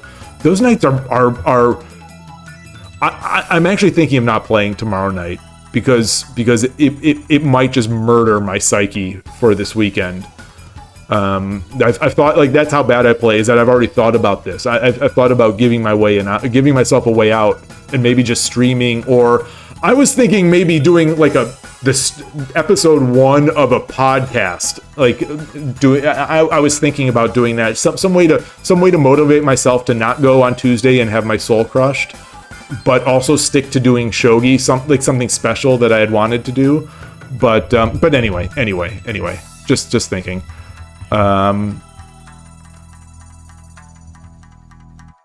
What is this? What are you responding to about this? I'm curious now about this discussion of Viridin, where you say, because the other person plays it all the time, and you only get to play it against whenever someone plays it against you. What is that in regarding?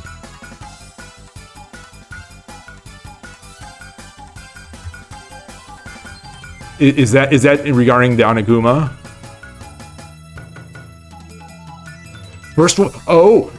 Don't do first file rook. I studied some first file rook. I saw Manao do it. Actually, so what happened on one of Manao's recent streams, maybe 2 or 3 ago. Oh, the forcing strategies like central rook. Yeah, exactly. It's like you're even if they're technically suboptimal, the other player doesn't have as great a sense of it.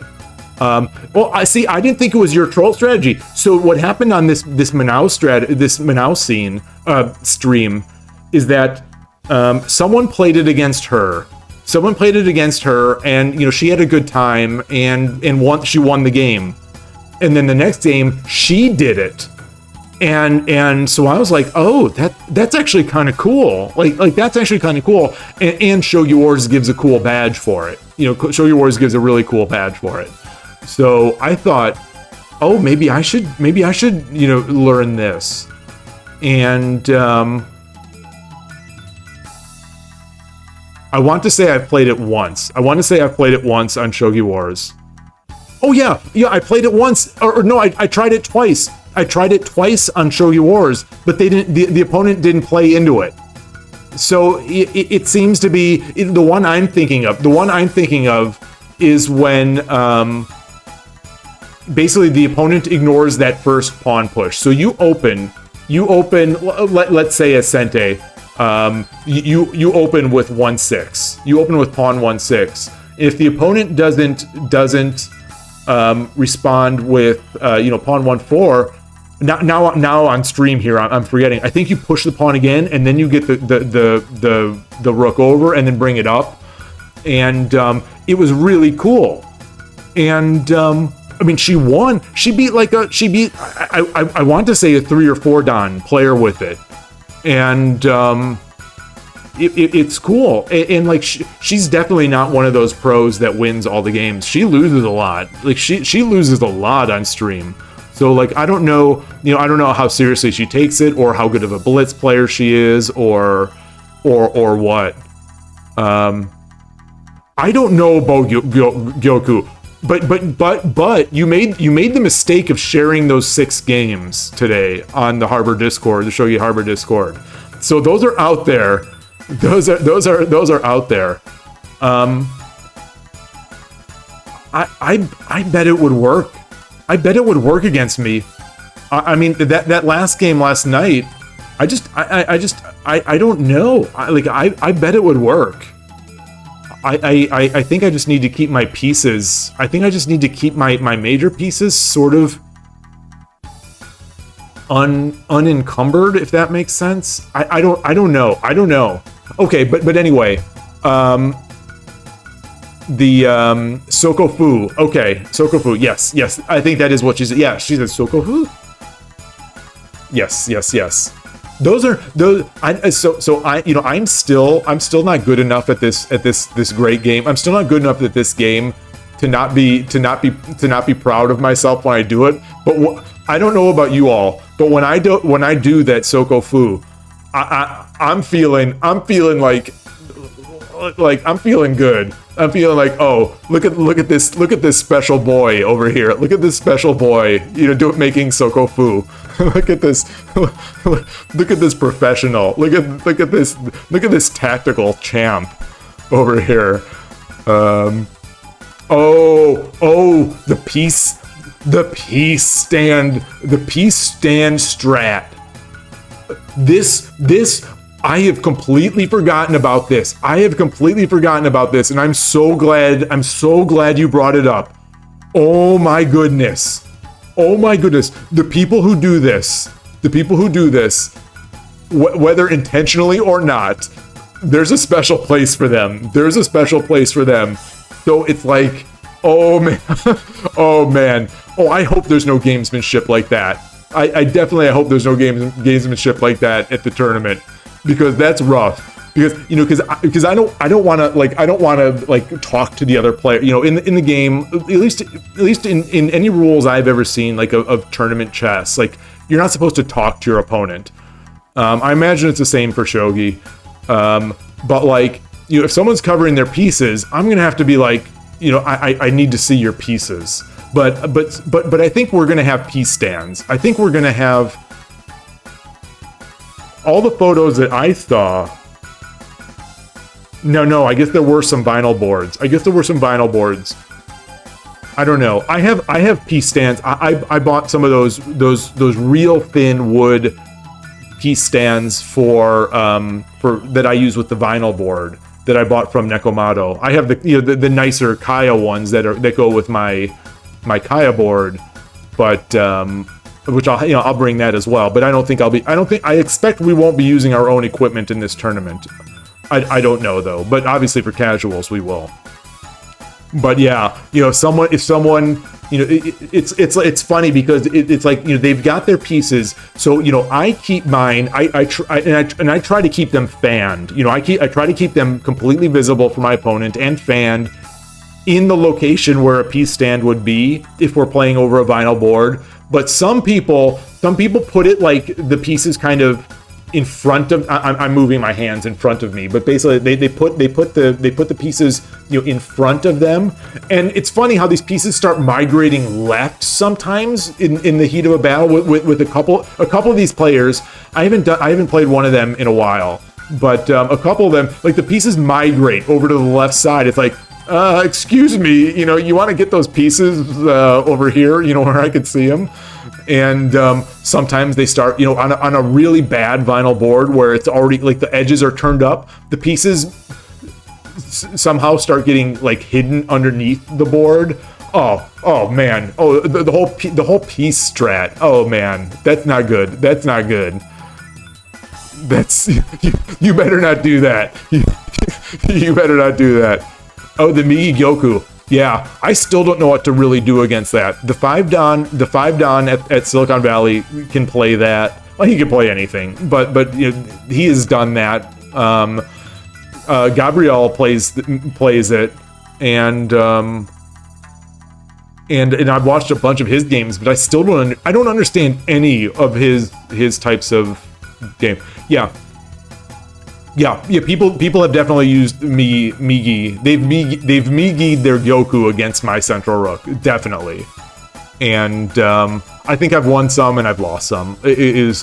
So I don't feel terribly awful against it, because I've ended up making edge attacks against that. I don't know if that is one of the ways to go against it, but in the way my games have evolved against Migi Gyoku, the ones that I've done well in, I ended up making a pretty hefty edge attack on the left side of the board, where sort of yeah.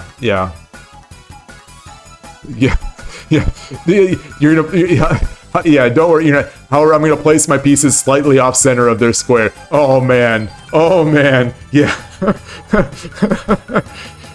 Oh yeah, someone was doing that yesterday. Really nice guy. So I don't think it was, it's not malicious, but someone was doing it yesterday. He was someone who was, especially as his position worsened. He stopped picking up the pieces and putting them down. Instead, he started pushing the pieces, sliding the pieces, which eventually turned into a push, just like a push of the piece. And so the pieces were going, kind of off there, over the edge, kind of touching my piece. So it was getting, it was really playing with my attention to detail. Let's say, it was really playing with that. But at the same time, what was overriding that is that I was also feeling good because it seemed like it meant that he was flustered. So it was giving me confidence. And actually, that's something that like I've said in the past, I listened to that Go podcast, Starpoint, based on Rico's recommendation. And the episode that I was listening to today on my walk, he was talking about tournament, just coincidence, talking about tournament mindset and like over the board mindset. And he had talked about that, about how some people, like, they leave their what is the saying?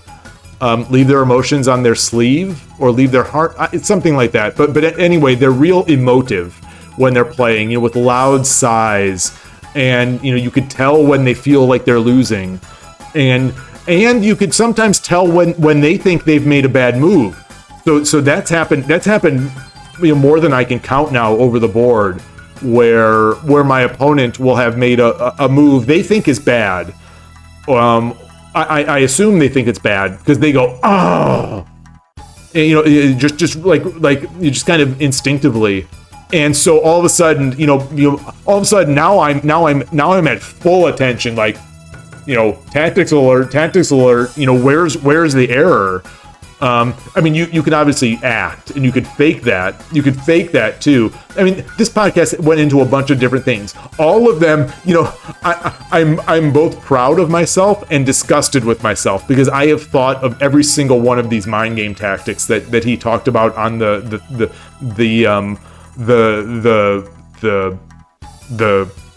podcast, and some of them I will admit I have used. Some of them they're almost. All right, my favorite one. My favorite. I hope people don't call me out on it, or maybe enough people. Maybe I won't play anyone here at the tournament. But looking away from the squares where there's a tactic. So let's say I think I have a mate, or I have a real nasty tactic up on the right hand side of the board. I'll make my move, and then I'll like stare intently at the left. Not often, but like sometimes I'll stare intently at like the bottom left corner of my board. I'm mining plutonium over here or whatever. Like, I'm searching for this tactic in the left corner and just hoping that my opponent doesn't see like this mate in one or whatever I've set up in the top corner. And the guy on the Go podcast mentioned this, and I'm like, that's my move. And it's like, you got to do it. But I have to believe it sometimes works, but either way, it'll be interesting to see. In the heat of a tournament. I don't think I emote during the game. I don't think, like, in a game, especially after I've blundered, or especially after I've made a bad move, unless it's like a game-losing bad move. Unless it's just such an obvious like if let's say I've blundered my horse or whatever, and it's so obvious that the opponent can't see, I'll go, sometimes like that, almost apologizing to my opponent. But otherwise, I try to keep it quiet. But some people are more emotive than the others. Some people Some people are just they're big talkers. Not necessarily to the other player, but like there's a lot of some of the there's a lot of so desu ne. There's a lot of that at SF in Silicon Valley, and that kind of thing. Or like what is the word for take? It's like dohu dogin do. Like I hear those things, and but anyway, I can't wait for this tournament. I really cannot wait for this tournament. I'm so excited to see like how it turns out, how people behave, how people act. The types of the level of players that are there. The level of players that are there. Naruhodo. Oh my goodness. Oh, what does that mean? What does that mean? Yeah, that exactly. Yeah. Especially at SF. Oh, I hear that all the time. Oh, okay. Oh, interesting. I didn't know that.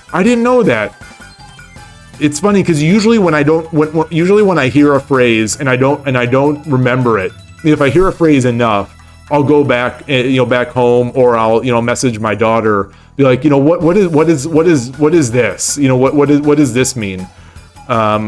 Because I'll already have been using it. Once someone is saying something, I'll already have been parroting it. So I want to at some point make sure that I'm not saying bad things. Yeah.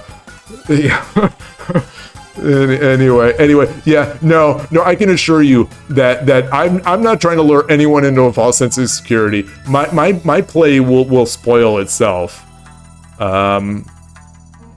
Oh, just as I thought. Okay.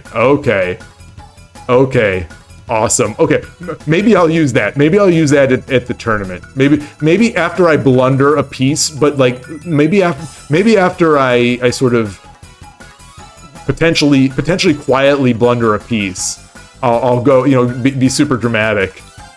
No, I don't think that's really. I don't think that's just my. I don't think it's my style, unfortunately, to be talking much during the game or emoting.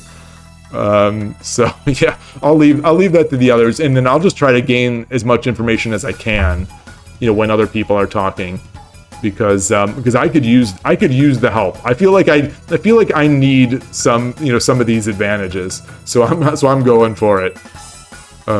Anyway, oh my gosh, so 3.5 hours. Yes, we've had 3.5 hours. This has been fun. I like I said, I don't know what I'm going to do tomorrow. I don't think I'm going to go to the club. Well, so that's the thing. That's the thing about it. Even if it's a serious tournament.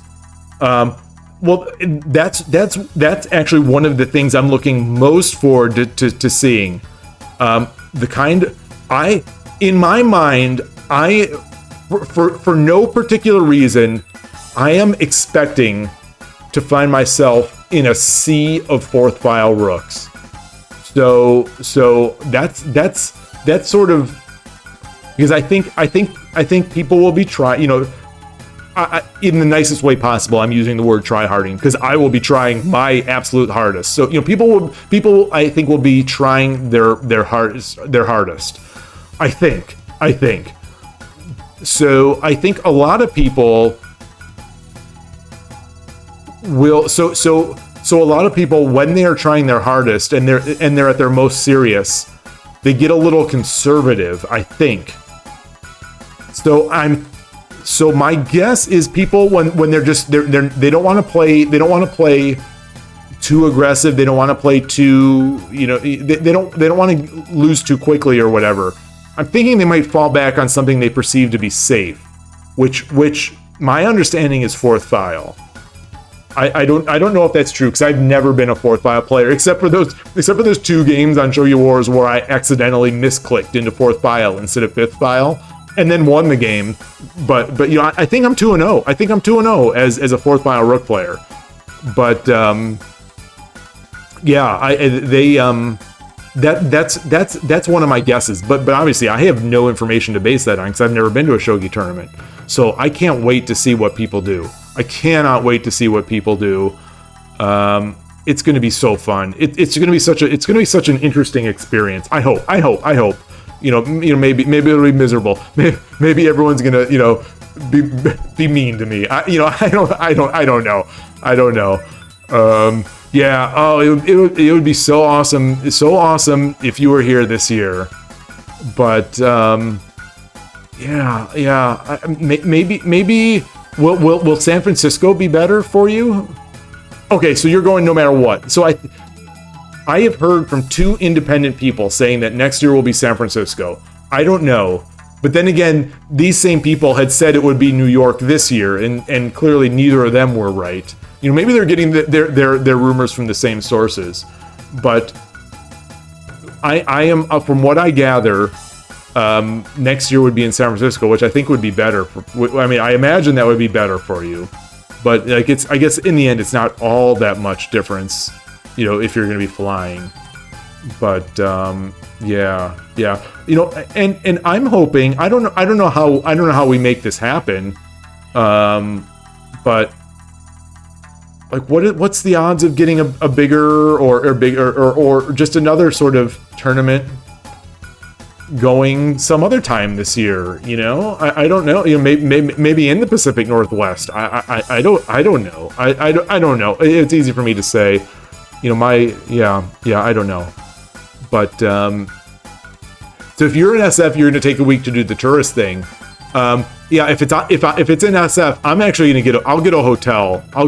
There's this Hotel Kabuki that's there in Japantown, near the. I imagine they'll play this at the Japanese Cultural and Community and Cultural Center, which is where we play our shogi club events, meetups. I imagine it'd be there. It's a nice facility, sort of right in Japantown. But there's this Hotel Kabuki, which is right there. I hesitate to even say walking distance, because it's like you barely have to walk. It's just like it's like 20 steps. It's parallel streets.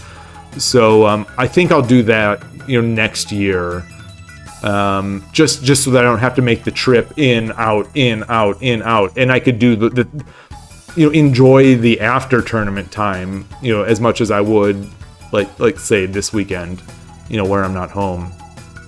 So yeah. Anyway, it's been fun. As always, I appreciate everyone here. The chat is so good. Like I am nervous that we end up chatting more than playing, because like I enjoy it so much. I enjoy talking about this stuff with you all so much that like it starts overshadowing. But yeah, thank you. I feel like these were pretty good. I think Shogi Wars rolled the dice and gave me some fortunate players that I'd be able to to do well against. I'm glad I was able to win that last game, but I really don't love those bishop my visibility. So somehow I wonder if there are tricks, visualization tricks for trying to not get trapped by that as much. But I think I just have to go back and answer my questions. Where's the questions I've been asking myself for over a year? Where's the rook? Where's the bishop? Where's the rook? Where's the bishop? But yeah. Anyway, yeah. Thank you, thank you, everyone. And I'll close it up. Yeah. Enjoy your games. Enjoy Shogi Harbor. Enjoy your games. I can't wait to watch. I think there's a WSL game tomorrow, and then the Tournament 2 series is starting. There's so much cool stuff. There's so much cool stuff going on at all times. Like, even in our small little Western shogi world, there's so much great stuff going on. So it's like every day there's something exciting to look forward to. So anyway, I'll stop rambling. Let everyone go. And yeah, and thanks again. I really appreciate it. I look forward to tomorrow. Take care. Bye.